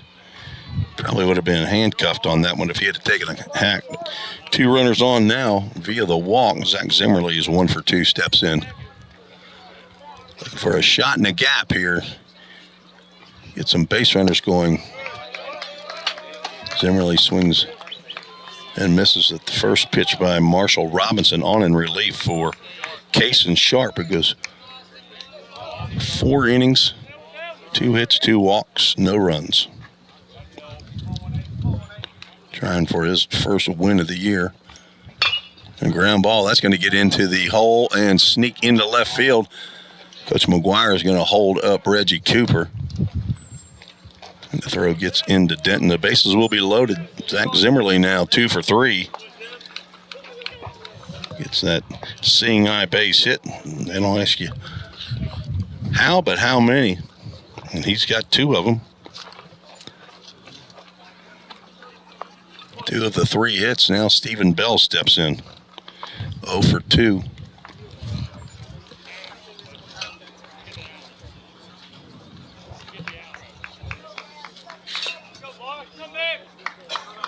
Zimmerly now 8 hits,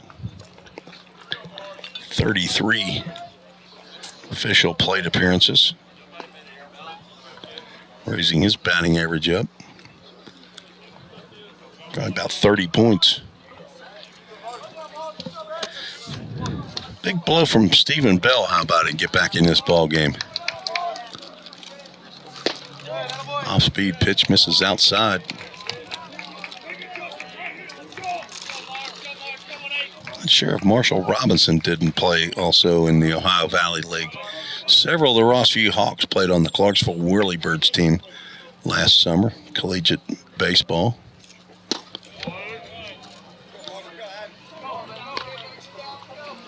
So Tim Gordon's our new catcher. Came in to catch Marshall Robinson. Stephen Bell. Bases loaded and 1 out. Oh, changeup in there for a called strike. You might have been looking for a fastball and got the changeup.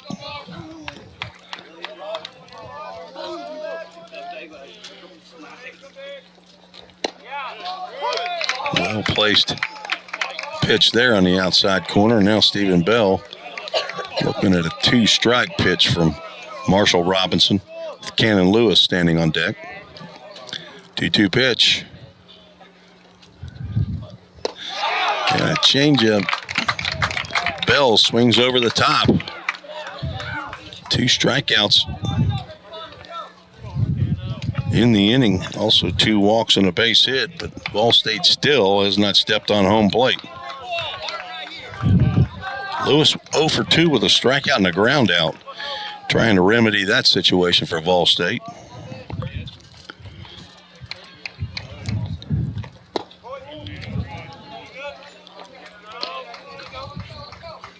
Former Roane State Raider Cannon Lewis played his high school baseball at Beach High School. Transferred for the start of this school season. Looked at that pitch right there and could not pull the trigger. That ball might have landed up there by that trailer in left center field if he had taken a hack at that one. Drives that one into the gap. That'll get in and roll far enough for Tanner Park to pick it up, though. It's going to be 2-run single for Cannon Lewis. It's Vol State on the board.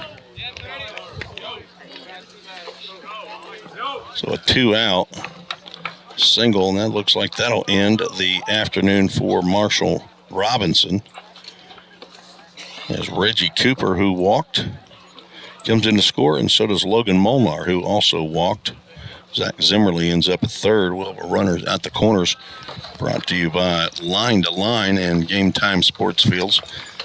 As new pitcher will come in, Stephen Dotson over at Line to Line and Bill Marbett.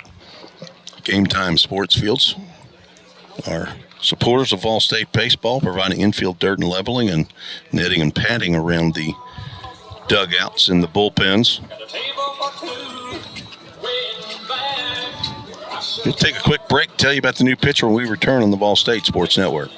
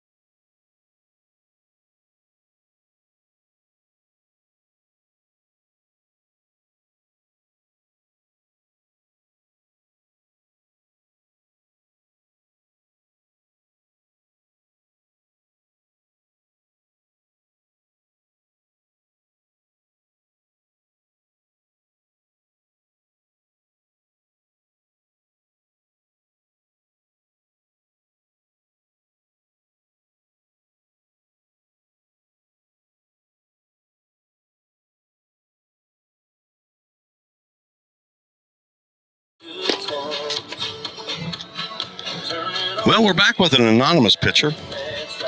It's being known as number 13. Possibly is Jackson Knotts. Possibly is Jake Brune. Jackson Knotts. There we go. My first guess was correct. Showing on the NJCAA website is the number 13. But yesterday, Jake Brune wearing number 13. He is on in relief of Marshall Robinson. Face Connor Paul.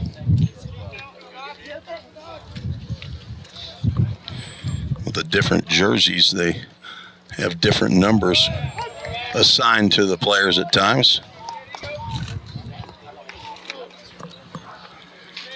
Jackson Knotts, freshman right-hander from Franklin, Tennessee, Franklin High School. Comes in with 2 outs and runners at first and third. Connor Paul's 0 for 2.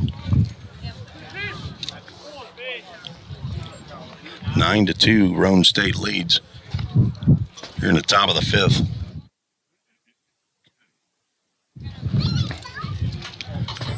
Breaking pitch. Connor Paul got around on that one, stroked that one foul.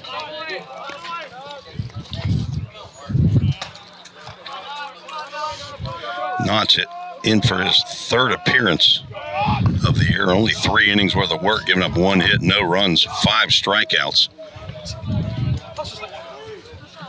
Gets into game 3, and Paul just gets a piece of that one.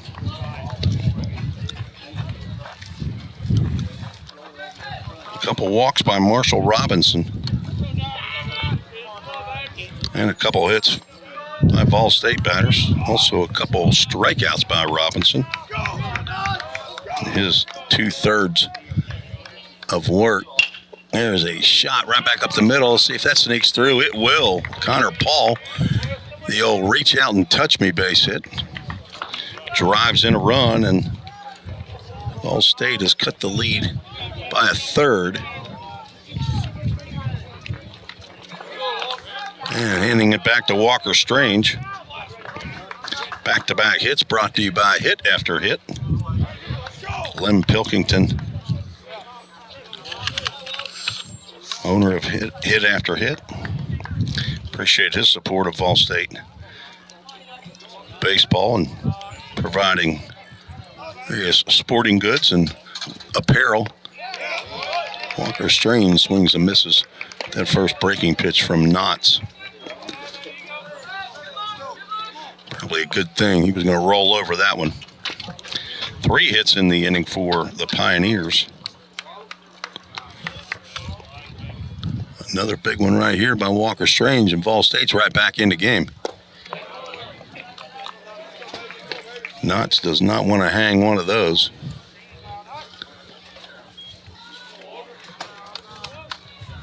Strange, the 8th batter to come to the plate here in the top of the 5th.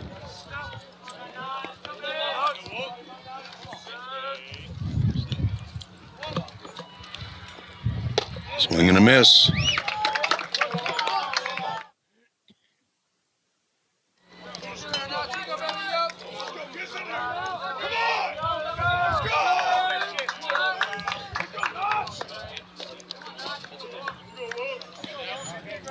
Knott's the 3rd pitcher for Roane State. Looking at a 1-2 pitch to Strange. Fastball misses out. Walker 1 for 2. Singled and was stranded in the 4th. Looking to keep the hit train going for Corbin Overbay, who's standing on deck.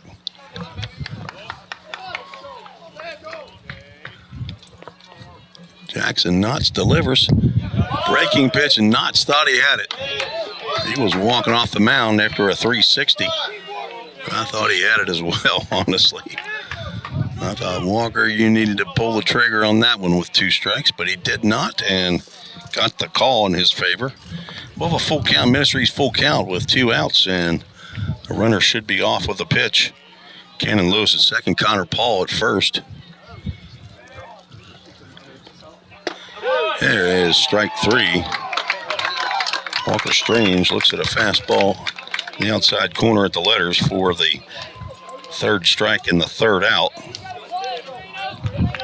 And Ball State scores 3 runs, all earned, and all assigned to Marshall Robinson. There were 3 hits, no errors, 2 runners left on base. Pioneers now scratched here for 3, 9-3. We'll be right back on the Ball State Sports Network.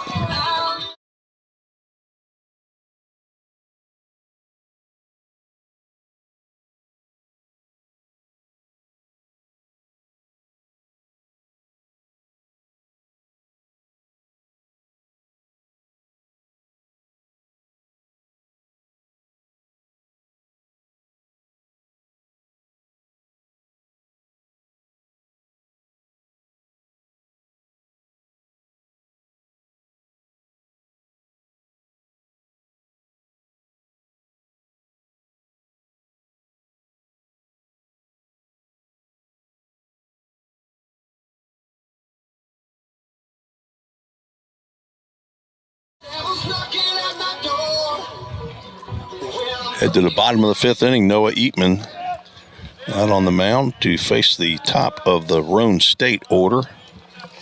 Joshua Sanchez Harris looks at ball 1.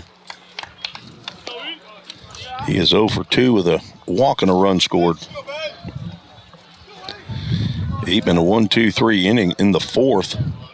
Looking to continue that here in the 5th, but he won't.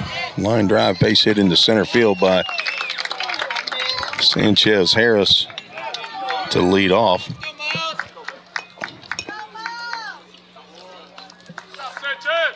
Eighth hit of the game for Roane State. And Miles Denton, who's got 2 of those, steps in. He's 2 for 3. Doubled in the first, drove in a run. Singled and scored in the 3rd. Ball State's turn 2 do that double plays already in this game. Looking to see if they can get a ground ball right here off the bat of Denton.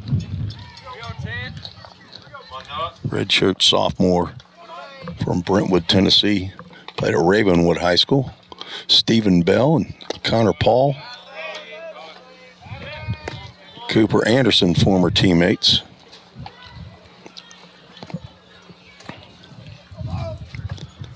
Eatman got behind now. 2 balls, no strikes. The Denton's going to have to come in to the strike zone here. Probably something straight.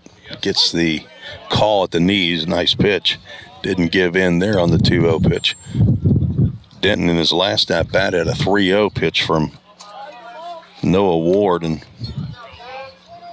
probably fastball at inside corner at his knees, and he lined it straight into center field. Throw over to first. Not in time.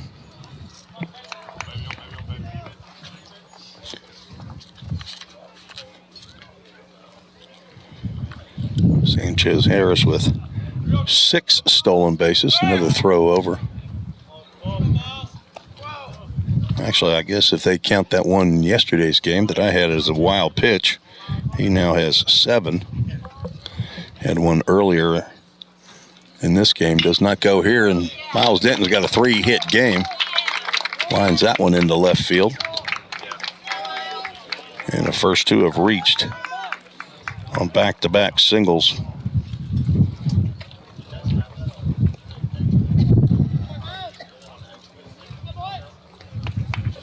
Luke Lowry steps to the plate. Draws something in the dirt before he gets in the batter's box. Might be an homage to Parker White, his former teammate. He might draw a P and a W. What do you think, Parker?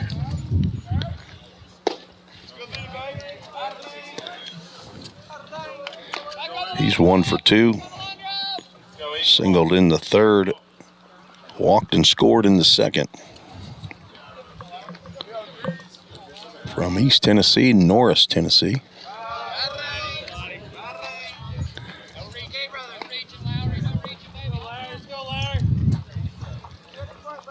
Transfer from East Tennessee State University, went to Anderson High School.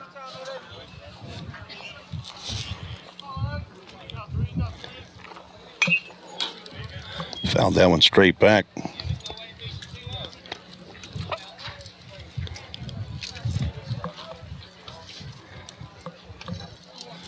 A little bit of a breeze here in the ballpark. We're setting down a little bit lower. Yanked way outside, throw down to first base. Connor Paul with the acrobatic tag of Miles Denton as that throw was in the dirt. Great pitch to throw on if you could stand up for Drew Plummer down at first base. The ball's in the dirt, and Connor Paul's got to hustle back to first.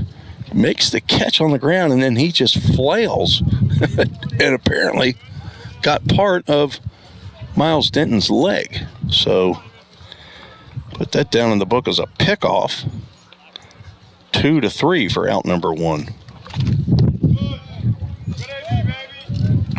And there is ball 4, and a runner back at first and second with 1 out. So back-to-back singles by Sanchez, Harris, and Denton, but a pickoff.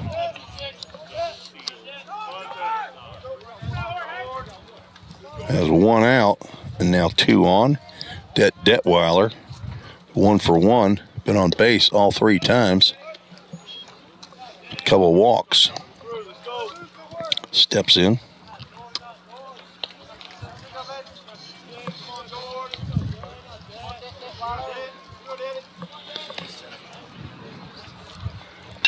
And Detweiler gets another base hit into left field. Zimmerly with the ball. They're going to hold the runner. So he gets it in quickly. So 3 hits in the inning. And now the Pioneers will get somebody loosening in the bullpen. Eatman went 1, 2, 3 in the bottom of the 4th, but running into trouble here in the 5th. Isaac Whitaker, who's 2 for 2 with a walk as well, steps in. So he's been on base all 3 times. Nice stop by Plummer.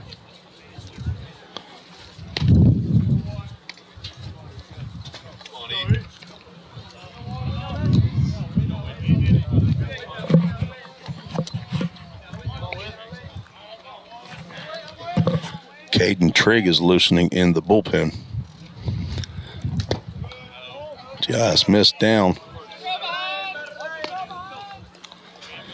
Trent Miller started the game. Went 2 batters into the second inning. Gave up 2 hits, 7 walks. Gave up 7 runs, 6 were earned. Then Noah Ward went 2. Now Noah Eatman's a pitch away from walking in a run.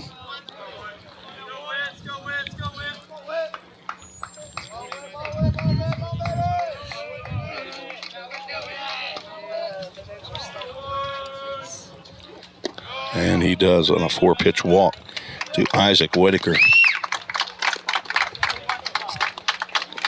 And that gave the run to Vol State. Not sure why that does that. And I don't know why I can't learn that you don't put ball 4 on there when there's bases loaded. Jim McGuire out of the dugout. That means the end of the afternoon for Noah Eatman. Caden Trigg will be the new pitcher. We'll tell you about him when we return on the Vol State Sports Network.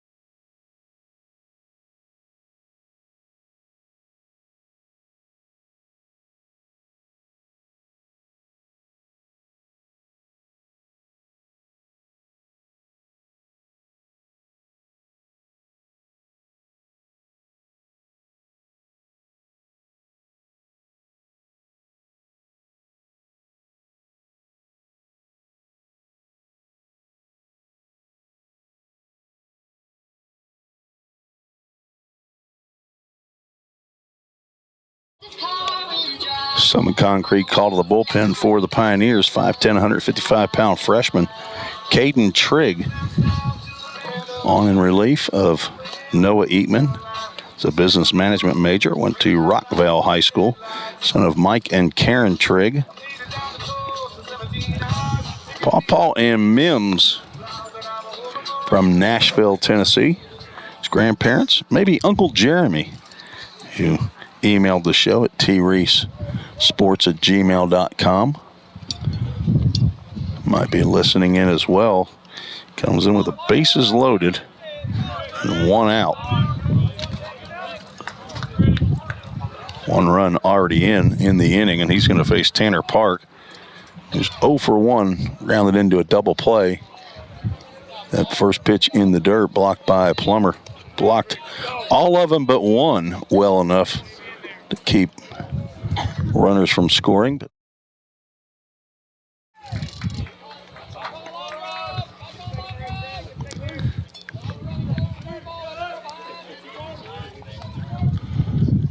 Trey gets that one fouled off.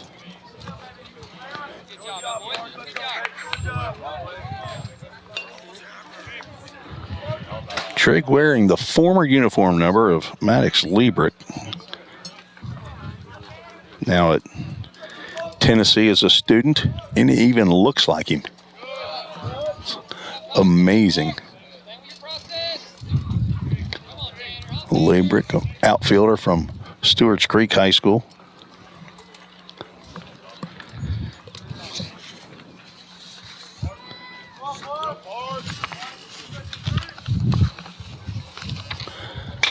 Ground ball too short. That gets through. Zimmerly up with it. And the bases will remain loaded. Another seeing eye ground ball base hit. Roane State has gotten 2 of those 3 runs back. Vol State scored in the top of the inning. RBI single by Tanner Park. brings Christian Caruso to the plate.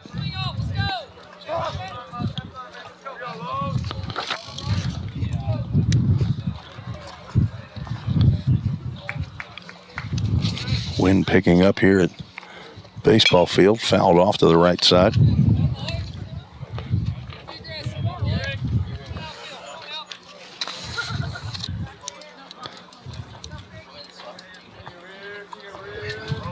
Four hits in the inning for Roane State.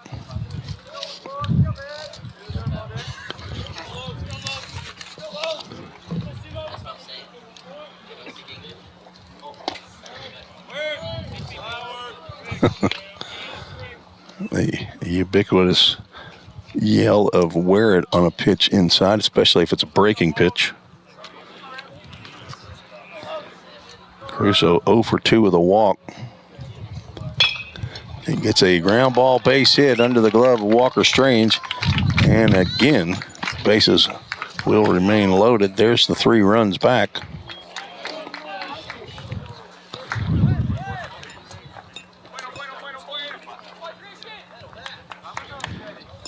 He got first hit of the day first hit of the weekend for Caruso.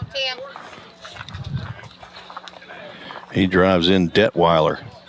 So Whitaker now at third, Tanner Park at second, Christian Caruso at first base as Tim Gordon gets his first AB. Came in for Wyatt Collins in the top of the 5th behind the plate. Fastball catches good part of that plate. Called strike.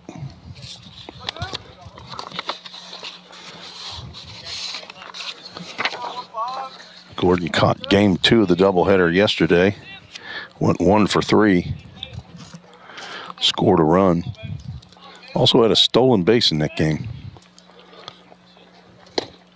Started to go there, but holds up and it's called strike.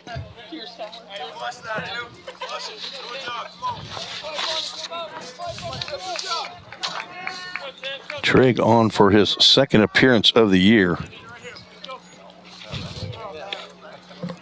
2 2/3 innings prior to this game. 2 hits, 2 runs, only 1 earned. That breaking pitch hits Gordon's helmet. And Roane State now leads 13-3. It's an RBI hit by pitch. Breaking pitch that stayed out a little too close to the batter.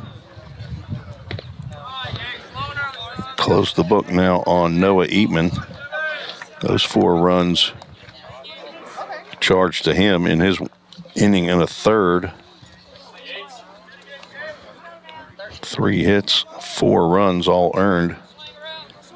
2 walks, 1 strikeout. Now Carson Yates steps in. Swing and a miss.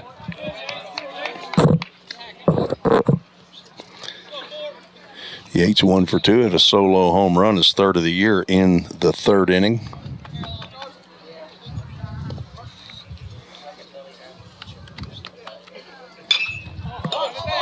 Pops that one up. Might be playable. Plummer over to the backstop. He's going to make the catch. Just outside of your viewing area. That's the 2nd out. Plummer responsible for both outs of the inning. Picked off Miles Denton earlier as Roane State has batted around for the 2nd inning.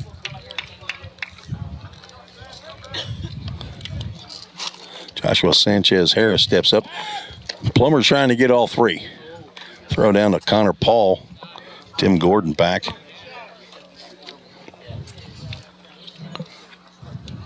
Why not? Harris singled to start the inning off. Drove one right back up the middle. That was the first hit off of Eatman today. Then the floodgates opened and Miles Denton had a base hit into left field. He was promptly picked off, but then Luke Lowry was walked, and then single by Detweiler, another walk to Whitaker, and that ended Eatman's afternoon. Caden Trigg is coming in, giving up a hit, and a batter. Gets that breaking pitch over for a called strike. Nice pitch. Then retired Carson Yates on a pop out.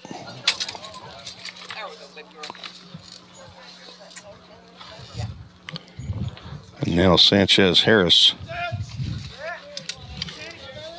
with the bases loaded and 2 outs.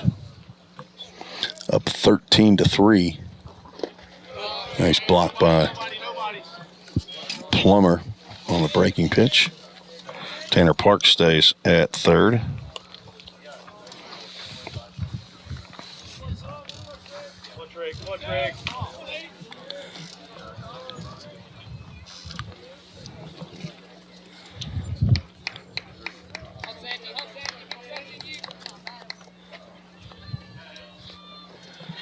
Swing and a miss. Caden Trigg gets the strikeout.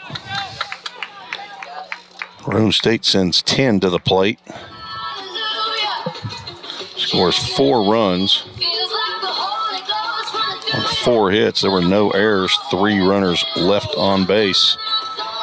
Ball State scored 3 in the top of the 5th, and Roane State scored 4 in the bottom of the 5th. Take a 13-3 lead. Got to go 7 for the 10-run mercy rule. But Ball State needs to get on the stick here. Looks like there's going to be some changes. Cam Hamsley out talking to the home plate umpire. We'll see if we can figure it out when we get back on the Ball State Sports Network.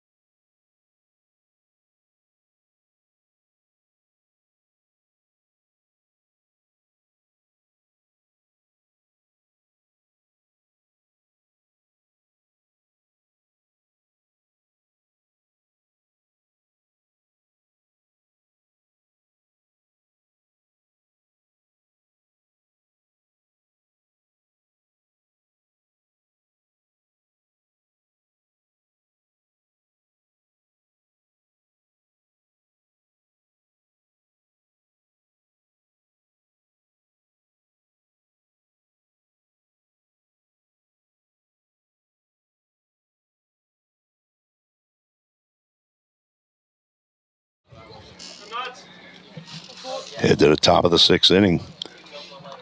7, 8, and 9 due up for the Pioneers. Corbin Overbay, Reggie Cooper, and Drew Plummer. Facing Jackson Knotts. Came on in relief of Marshall Robinson in the 5th inning. Overbay looks at a first pitch strike. New third baseman for Roane State, John O. Pierce, in for Miles Denton. The only change that I see. Slow breaker swung over the top by Overbay. Corbin 0 for 1. Walked in the second, popped out in foul territory in the 4th. Looking for a knock and get the inning started. Fastball missed. Guessing high. Pierce is a 6 foot, 190-pound freshman from Nashville, Tennessee. He went to high school in North Carolina, the roster says, in Christ. Corbin Overbay gets out ahead of that breaking pitch and drives it into left field corner. Overbay will hold tight at first base. The throw comes in from Lowry. Down by 10 runs, you don't want to take chances. And Corbin Overbay with his first hit of the weekend. 6th of the game for the Pioneers. Brings up Reggie Cooper. Does not have an official plate appearance today. He's walked twice. Scored a run. Led off the 5th inning that Ball State scored 3 runs, which made a 9-0 advantage for Roane State down to 9-3, but lead was increased by a 4 spot by the Raiders in the bottom of the 5th.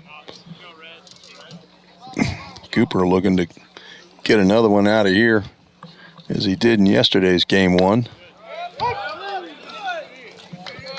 He's hit 3 collegiate home runs, 1 or 2 with, sorry, he's hit more than that. He's hit 3 here with Vol State. Breaking pitch just misses. Let me check that. I'm pretty sure he's got 3. He does. So he's hit 5 collegiate home runs. 2 of them have been here.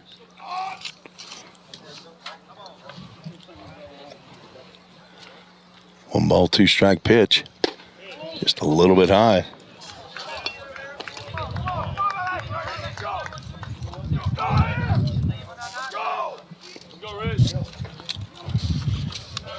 Right-hander Kason Sharp started the game for Roane State. Left-handed pitcher Marshall Robinson came in.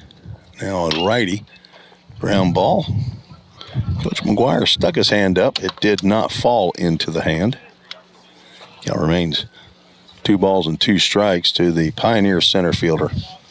Plummer on deck.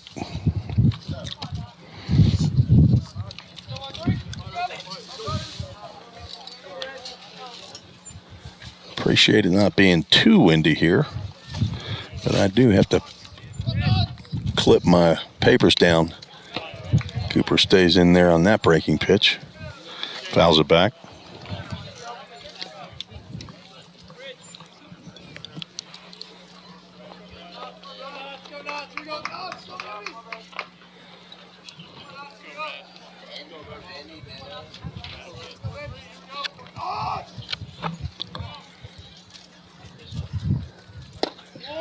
Cooper turned away from that one just at the last second and nearly clipped his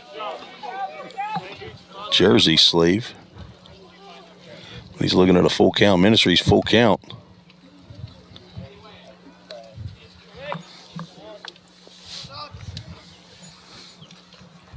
Corbin Overbay on first, and there's a full count. First pitch foul ball that gets right into the Roane State dugout. They're all standing right in front of the fenced area, just past a little blackout curtain that they have over there. I can't see if it actually hit somebody. I'm sure somebody got a hand on it. Another full count pitch here to Reggie Cooper. Overbay leads, and a breaker swung on and missed. Second strikeout for Jackson Knotts. Came on in relief of Robinson in the 5th. Allowed a single to Connor Paul up the middle, but then struck out Walker Strange. Now has allowed a single to Corbin Overbay and struck out Reggie Cooper. As my son would say, it's a bit of a pattern. He doesn't say it anymore. He's 32 years old. He knows how to say the word pattern. But when he was a little guy, pattern.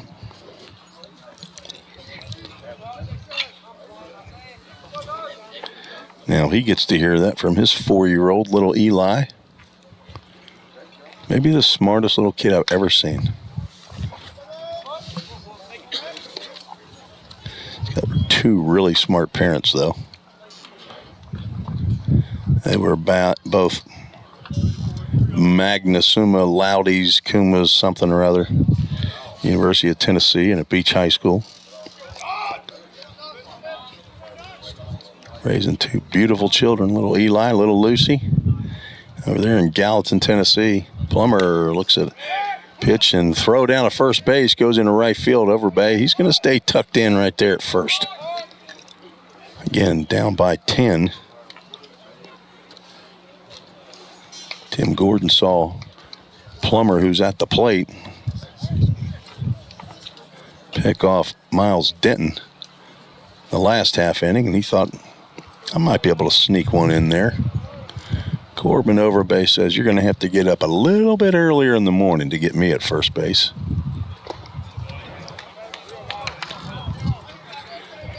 He's one of those Eastern time zone guys himself, being from Sevier County. I was raised in the Eastern time zone in Cincinnati. I didn't really know what life was, that it could be as nice as it is in the Central time zone. Sporting events don't end at midnight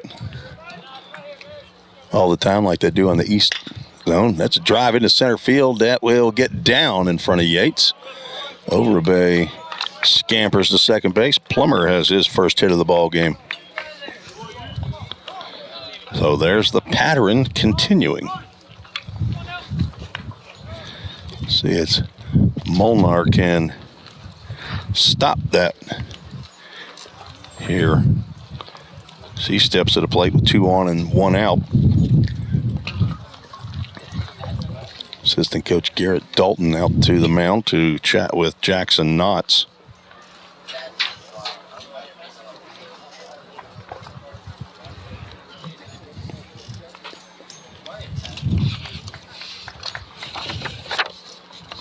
Roane State scored 5 in the bottom of the first inning. Followed that up with 2 each in the second and third to take a 9-0 lead.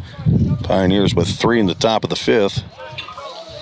Claw their way back in it, but then gave up 4 in the bottom of the 5th. That's where we stand, 13-3. Molnar steps to the plate. He's 0 for 2 with a walk and a run scored.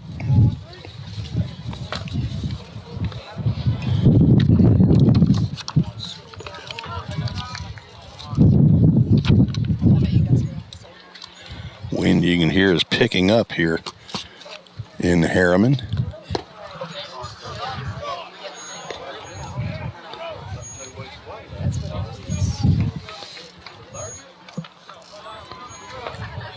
Single, a strikeout, and a single. Since Jackson Knotts has come into the ball game. There is another single. He breaks that pattern. Coach McGuire waving over Bay home. He's been tired of being on those bases. He scores the run on an RBI single by Logan Molnar. Molnar's first RBI in a while, I believe. Now has 8 for the year, which is tied with Christian Dunn and Landon Luderman and Connor Paul with the team lead. And that will end the day for Jackson Knotts. We'll take a break. We'll see if we can figure out the number and the name of the next pitcher. We'll be right back on the Ball State Sports Network.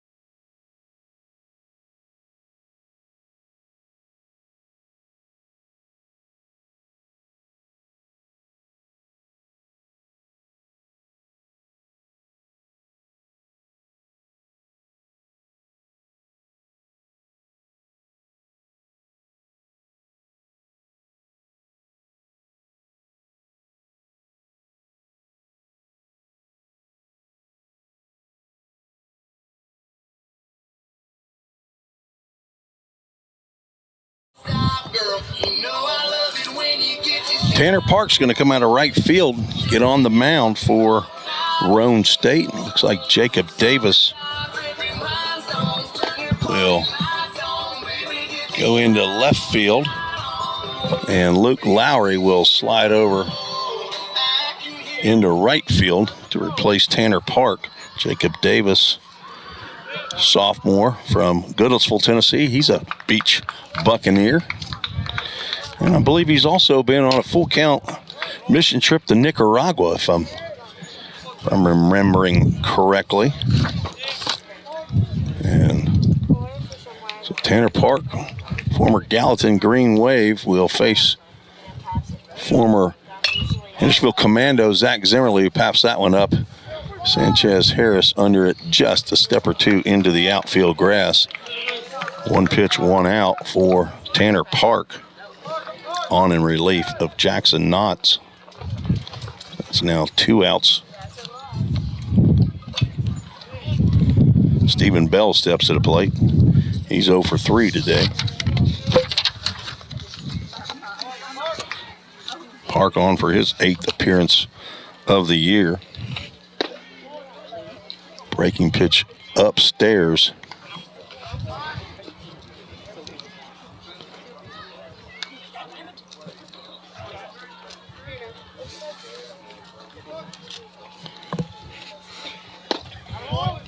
Just a little bit down.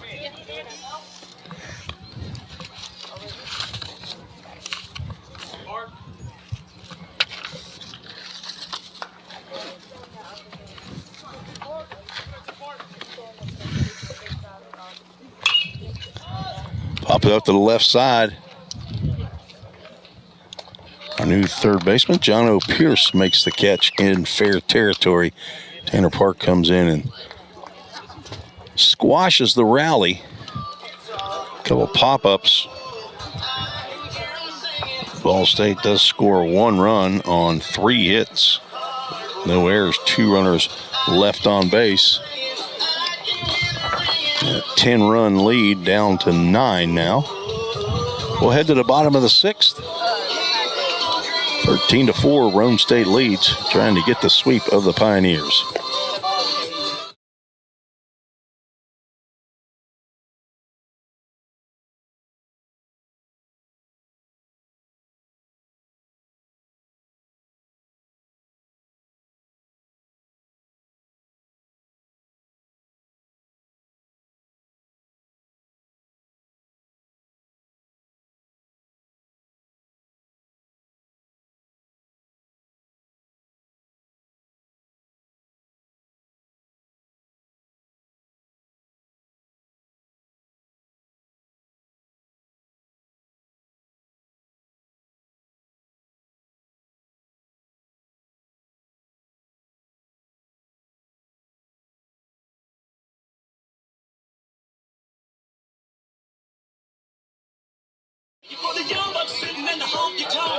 Caden Trigg out for the bottom of the 6th for Vol State.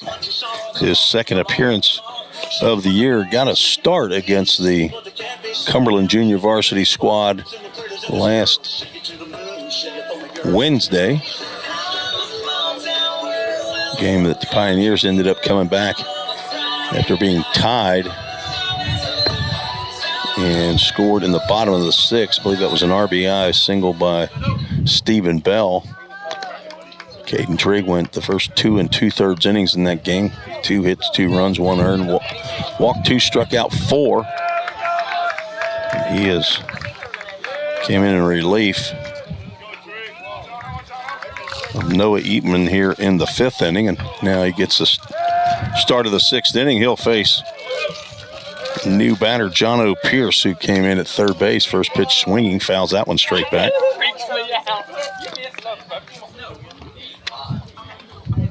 Pierce from Nashville, not sure where in Nashville. Did not go to high school there in Nashville that it shows on the roster. So he went to high school in North Carolina. Hitting .286 on the year. This is his 20th game of the year. It's a called strike. Pierce with 10 hits, a double and a triple and 8 RBIs. Luke Lowry stands on deck. Popped up to the right side. It might be playable. It'll be in foul territory. Overbay over. Connor Paul with the running away from the infield. Over the shoulder diving catch. Don't think that was in your view there at all, but a star play for sure. It's Connor Paul. Basically caught that one like it was a Hail Mary. Running a fly pattern. Luke Lowry steps in. Going to get the yellow pencil out for that one. Lowry pops that one up. Pretty deep out there in right field. Stephen Bell will make the catch. 2 up, 2 down.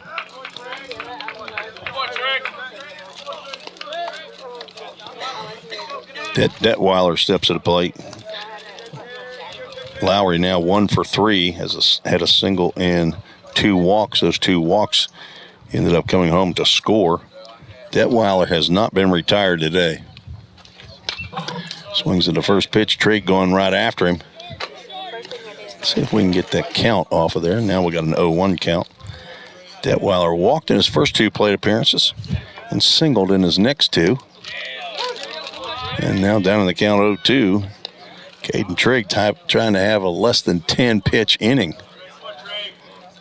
here in his first full inning of work. He stopped by Plummer just in case Detweiler took a hack at that one. You don't want to have to retrieve that off the backstop. On deck, Jacob Davis. As the DH is now gone. Tanner Park, who came in from right field to pitch. Jacob Davis had to come into a spot somewhere in the batting order, and that's the DH spot where Isaac Whitaker was. And Detweiler with his 3rd hit of the ball game. So he has been impossible to stop here in game 3 of the series. Goes the opposite way as he did in the 5th. Jacob Davis from Beach High School steps in. Former teammate of Cannon Lewis over there. He swings the first pitch, lifts it out to left field. Zach Zimmerly goes back and still going back, but makes the catch for out number 3. So maybe a dozen pitches for Caden Trigg. Good inning. No runs. 1 hit. No errors.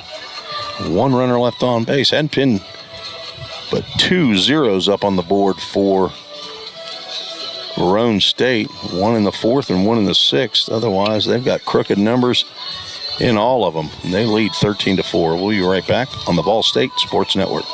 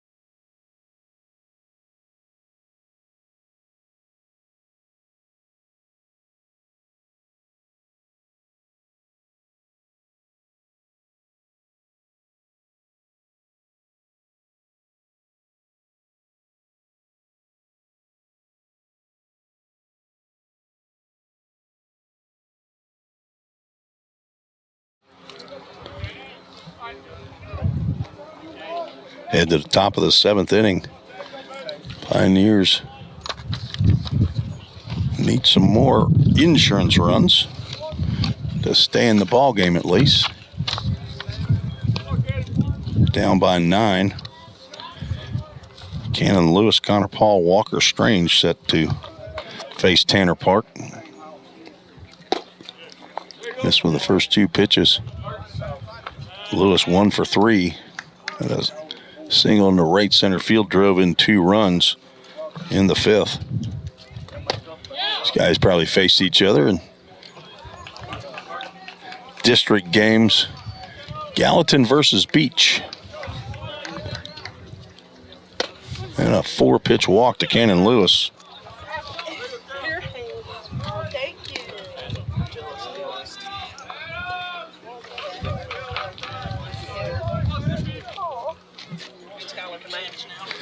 Connor Paul steps in at Had a fantastic defensive play in the last half inning. Comes in 1 for 3. Also had a good defensive play against him in his first at-bat by Joshua Sanchez-Harris way back in the second inning. Tanner Park started the inning now with 5 straight outside the zone. It's that breaking pitch in there. Park, the 4th pitcher for Roane State. That's fastball on the knees.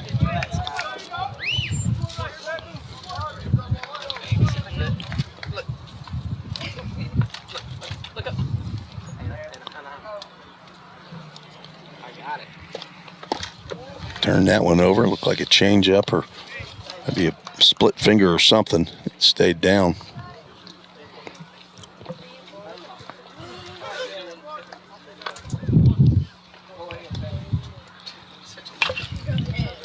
Popped up down the right side. That'll get out of play.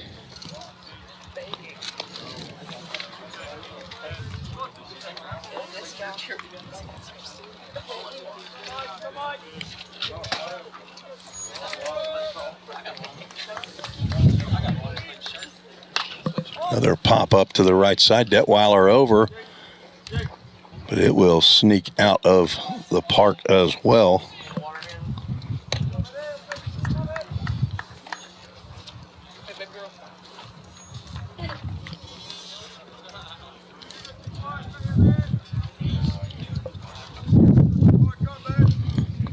Two-2 pitch.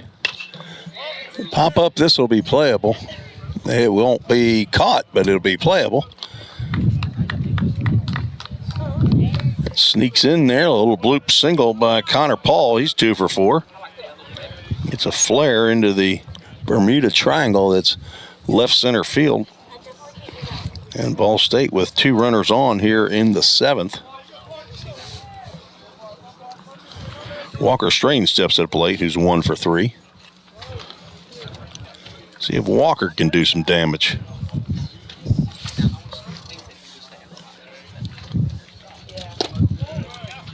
Fastball away.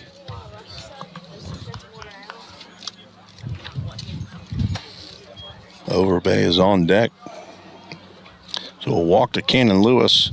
A bloop single by Paul. And Strange fouls that one off the instep of his left foot. Got out ahead of that breaking pitch.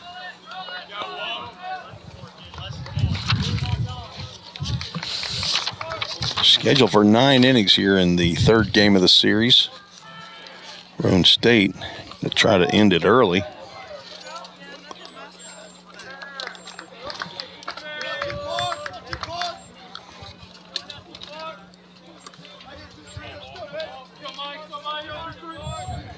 Other TCCAA action today. Jackson State defeated Cleveland State 11-10.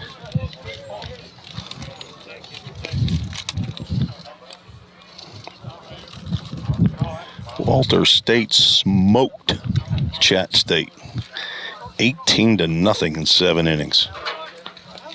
They absolutely put it on Chat State in that 3-game series. Columbia State won game 1 of their doubleheader over Dyersburg State 4-3.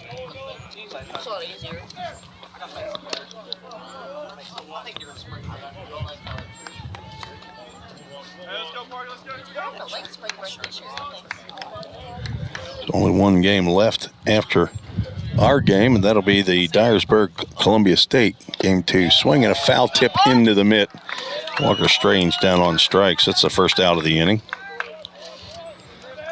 First strikeout for Tanner Park.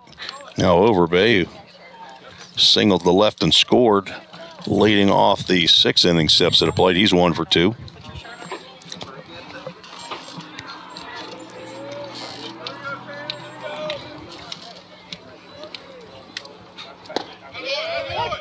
Nice off-speed pitch there by Park.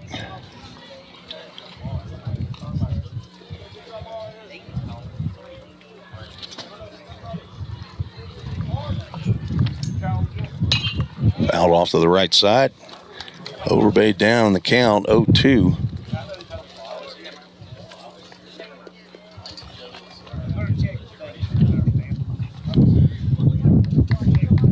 Tanner Park comes in with an 11.34 ERA.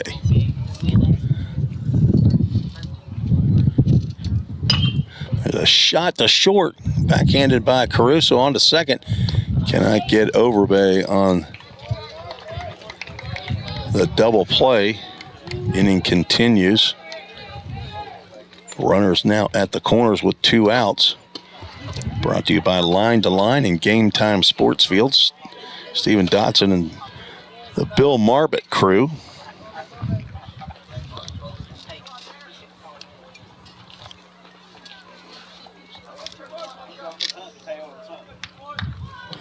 Reggie Cooper stands in. 0 for 1, looking for his first hit of the game. He's not going to get it there. Pops it up into center field. Yates will come on and make the catch for out number 3. Ball State with no runs on 1 hit. The leadoff walk does not come home to roost for the Pioneers. There were no runs.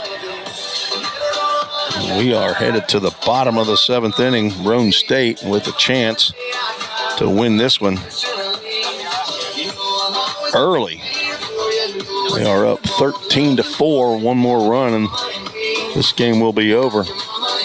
Caden Trigg back out on the mound for the Pioneers. We'll be right back on the Ball State Sports Network.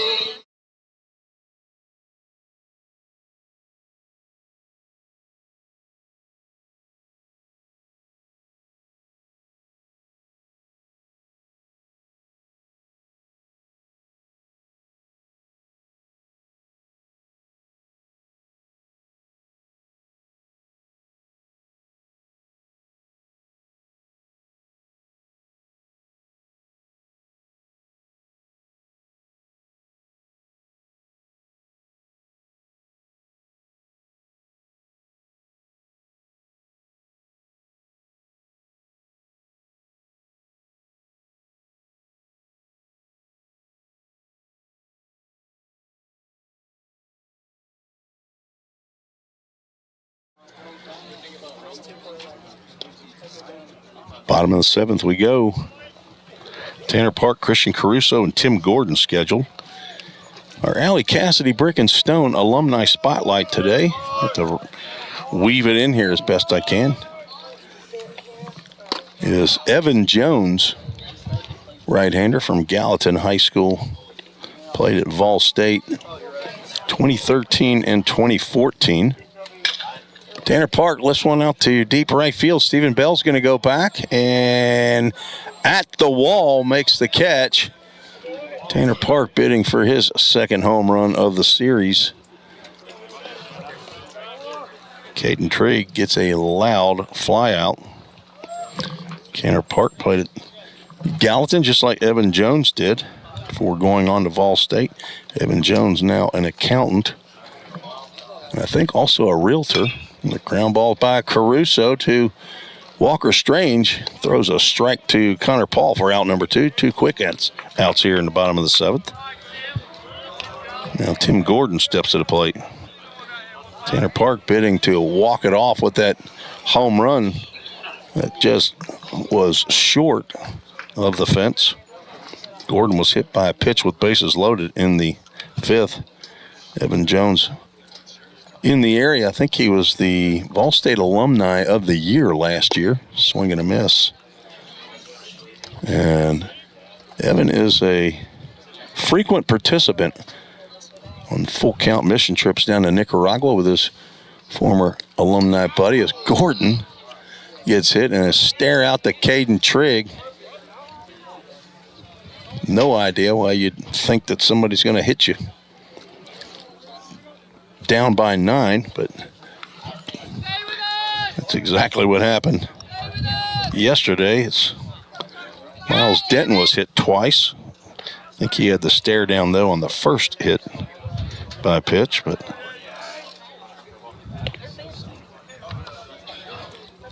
it was Trigg that hit Gordon the first time, so he's now plunked him twice. Carson Yates, who's got a solo home run in the ball game. Looks at ball one. He's 1 for 3. Swing and a miss. If you have a son or grandson or nephew, friend, neighbor that you would like to memorialize, and they're an alumni of Vol State, they're in their sophomore year or last year at Vol State, you would like to donate $100 for a brick in their name, send me an email at treesports@gmail.com, like Mimi in Gadsden, Alabama, one of the grandmothers who, along with Caden Johnson's other grandma, to go together and buy a brick in honor of Caden Johnson. And Evan Jones also has a brick in that patio. There's a ground ball to third. Tough play by Strange. He's going to go ahead and throw on to Overbay for the force out. And out number 3, we will go on and play the 8th inning. Nice inning by Caden Trigg after hitting Gordon in the back. Yates grounds into the force out. 5-4. Another 0 in the scoring column for Roane State for only the 3rd time. No runs, no hits, no errors. 1 runner left on base. Still 13-4, but send an email to treesports@gmail.com if you're interested in the brick alumni plan, I guess. Greg Butch Hunter I'll put you in touch with Greg Hunter and you'll get that in the works. Tanner Park back out. Looks like he's going to finish this one out for Gallatin. See when Tanner last pitched.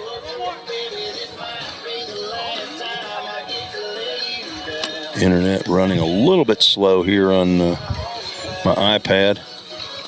But I do appreciate the internet from Roane State here. Tanner Park started he did start the very first game of the year. 10 hits, 10 runs. Well, that'll hurt an ERA. In 4 1/3 innings, walked 1, struck out 6, gave up 4 home runs to USC Union in a 10-7 loss. That's a tough one. Last pitched against Columbia State in Game 3, 2 2/3 innings, 2 hits, 2 runs, which were unearned. Walked 2, struck out 3. So he has pitched in now all 3 of the conference series. And he's going to face Drew Plummer, who looks at a first pitch strike.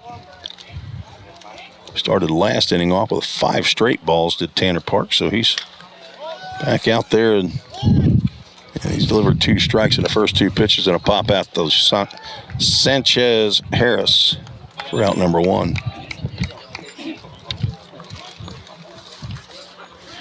Drew Plummer now 1 for 4. Back to the top of the lineup. Logan Molnar will get his 5th at-bat of the ball game.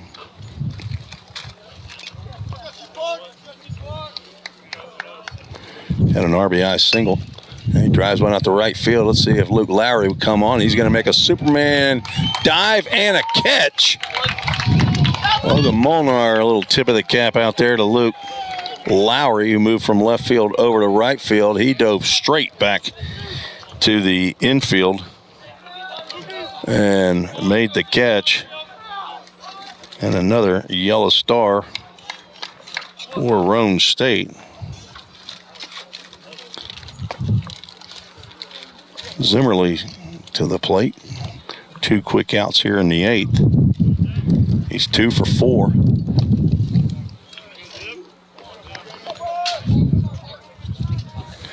And the former district matchup continues. Gallatin versus Hendersonville. Sharp 1 hopper over to Sanchez Harris. Gloves and throw in the dirt. Zach Zimmerly's going to reach on the nonchalant throw by Sanchez Harris to first base. That gets through Detweiler. Everybody on the field was walking off except for Detweiler, and Sanchez Harris rushed that throw.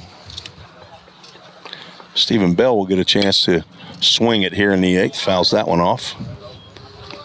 First error of the game.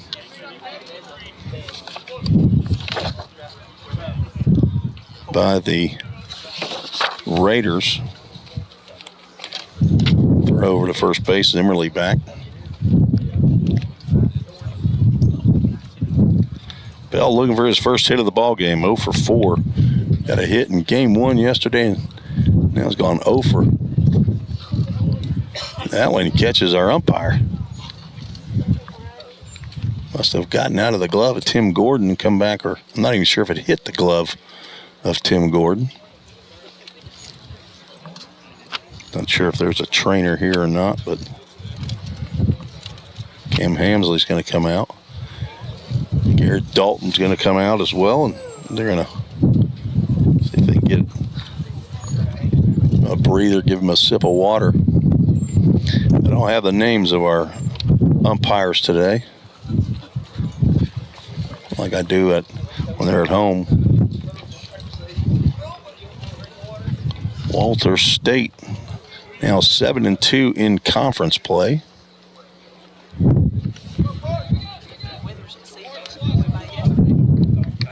With the blowout of Chat State. Chat State swept the series against Vol State last weekend, and then gets swept at Walter State this weekend. 1-1 pitch. Bell fouls that one to the on-deck circle.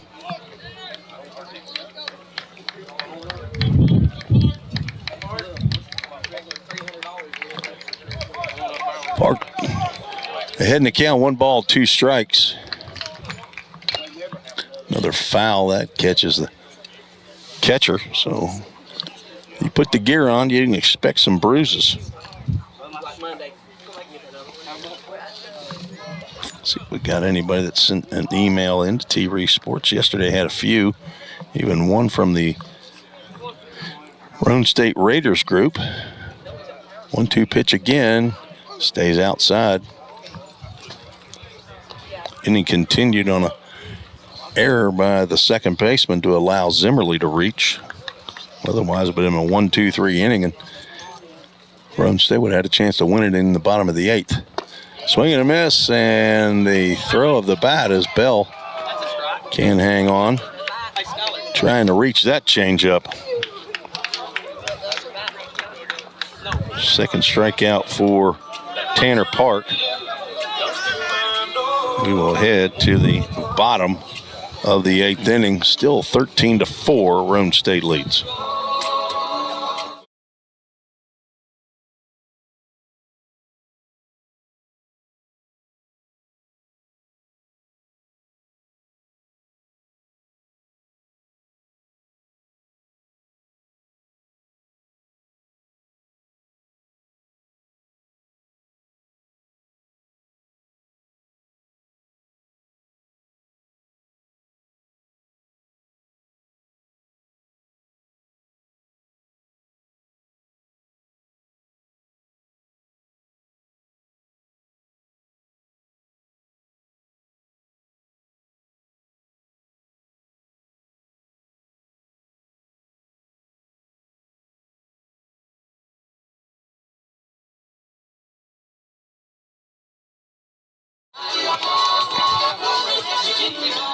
Tim Reese back on the Vol State Sports Network.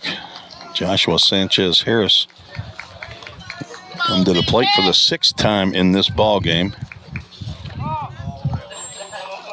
1 for 4, scored 2 runs. The next run or a run in this inning will end the ball game. Caden Trigg back out on the mound to try to prevent that from happening. Give his club an opportunity to hit in the top of the 9th.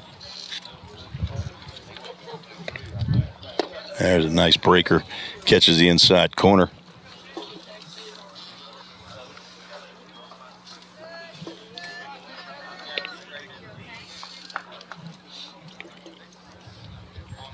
Swing and a miss at a fastball.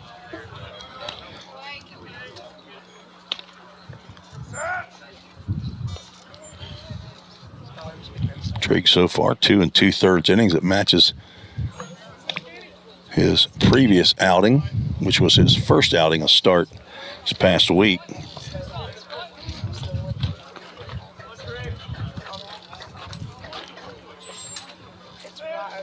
He's given up 3 hits, but no runs. Has hit a couple batters. Actually, he's hit one batter twice.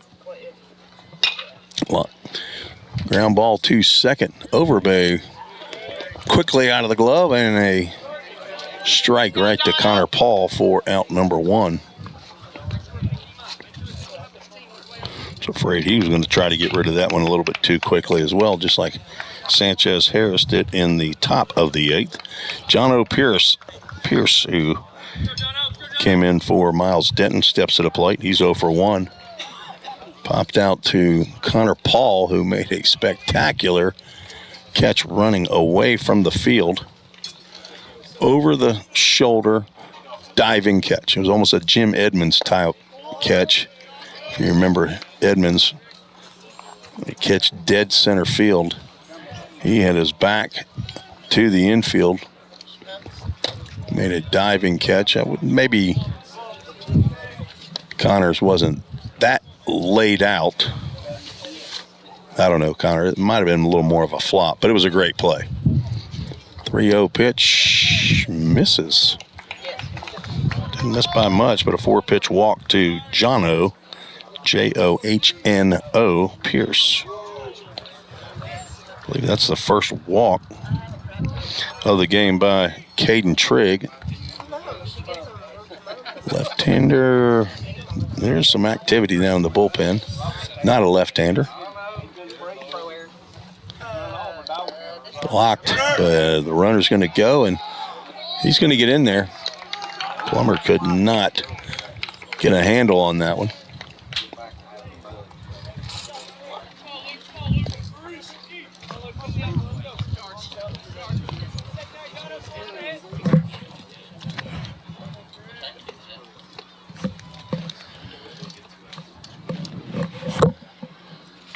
Trigg looks back at second and delivers. Fouled off to Luke Lowry.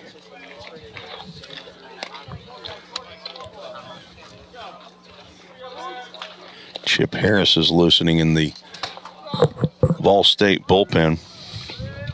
Winning run on at second base. Jono Pierce. Swing and a miss. Detweiler is on deck. Lowry's 1 for 3. Single and walked twice, scored 2 times. He would love to end the game. Now the ball gets through the legs. 5-hold Drew Plummer, and now the winning run is on at third base.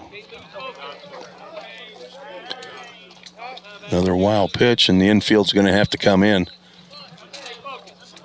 Treat this the way it should be treated. That's the winning run at third base.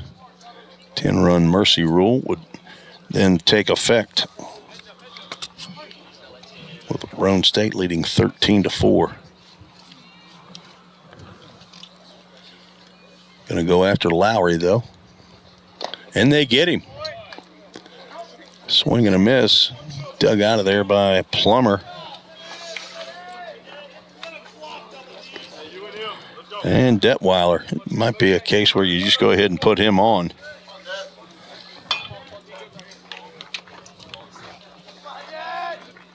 First strikeout. No, second strikeout for Trigg. Now 2 outs. He has not been retired yet. Walked and scored in the first, walked and scored in the second.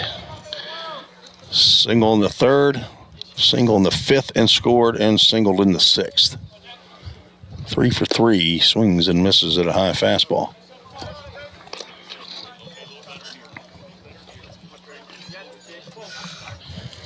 With 2 outs, the infield moves back. Strange at third, Molnar at short, Overbay at second, Paul at first. Fly ball out to left field. If it's fair, it's ball game. And it's fair, and it's ball game. Detweiler has just picked up his 4th straight single. Drives in John O'Pierce, who reached on the walk. And Roane State wins this one 14-4.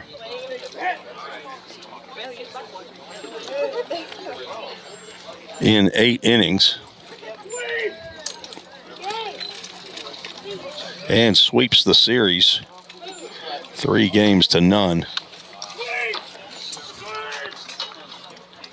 The losing pitcher is going to be Trent Miller. And the question is, who's the winning pitcher? Is Kason Sharp, who went 4 innings. Guess who I'm probably going to write down there. I'm guessing he was on a bit of a pitch count. Caden Sharp, I think, gets his first win. He goes to 1-1. And no save. Tanner Park did not go 3 innings. Roane State moves to 18-13 overall, and what does that make them? They are 6-3 in conference play. Ball State falls to 1-7 in conference play, and 7-14 overall. The Pioneers will be back in action on Wednesday. Take on BCA starting at 2 p.m. Let's get to our Toyota of Gallatin player of the game. Let's see, it's got to be Detweiler. 4 hits. Only had 1 RBI, but he was on base all 6 times he came to the plate. He is your Toyota of Gallatin player of the game. Our Full Count Ministries verse of the game finds that in John chapter 13, verses 34 through 35. It says, "A new command I give you, love one another as I have loved you. So you must love one another. By this, everyone will know that you are my disciples, if you love one another." John 13, 34 through 35, brought to you by Full Count Ministries. Go to fullcountministries.com. See all that these great folks are doing for baseball players around the world. Well, not the weekend that Vol State had hoped for. Trent Miller with his first collegiate start, roughed up in an inning plus, takes the loss. He now is 0-2 on the season. Game took right at 3 hours to complete. Game time temperature started at 63, and I believe it got to about 66 and a little bit windier here today. But Pioneers will head back home. I think the softball game's still going on. Game 2 over there. I didn't have a score from game 1. So check Twitter or go on the TJCCAA.com website to find out. A couple hits today by Connor Paul, Zach Zimmerly. Ball State with 9 hits in the game. Looks like almost everybody got a hit. 7 of the 9 in the Ball State lineup today. Collected hits. But the runs are what matter in Roane State with a 10-run mercy rule victory over the Pioneers. That'll do it from Roane State in Harriman, Tennessee. For Athletic Director Bobby Hudson and Head Coach Jim McGuire, this is Tim Ray saying, God bless you. We'll talk to you on Wednesday right here on the Ball State Sports Network. Good night, everybody.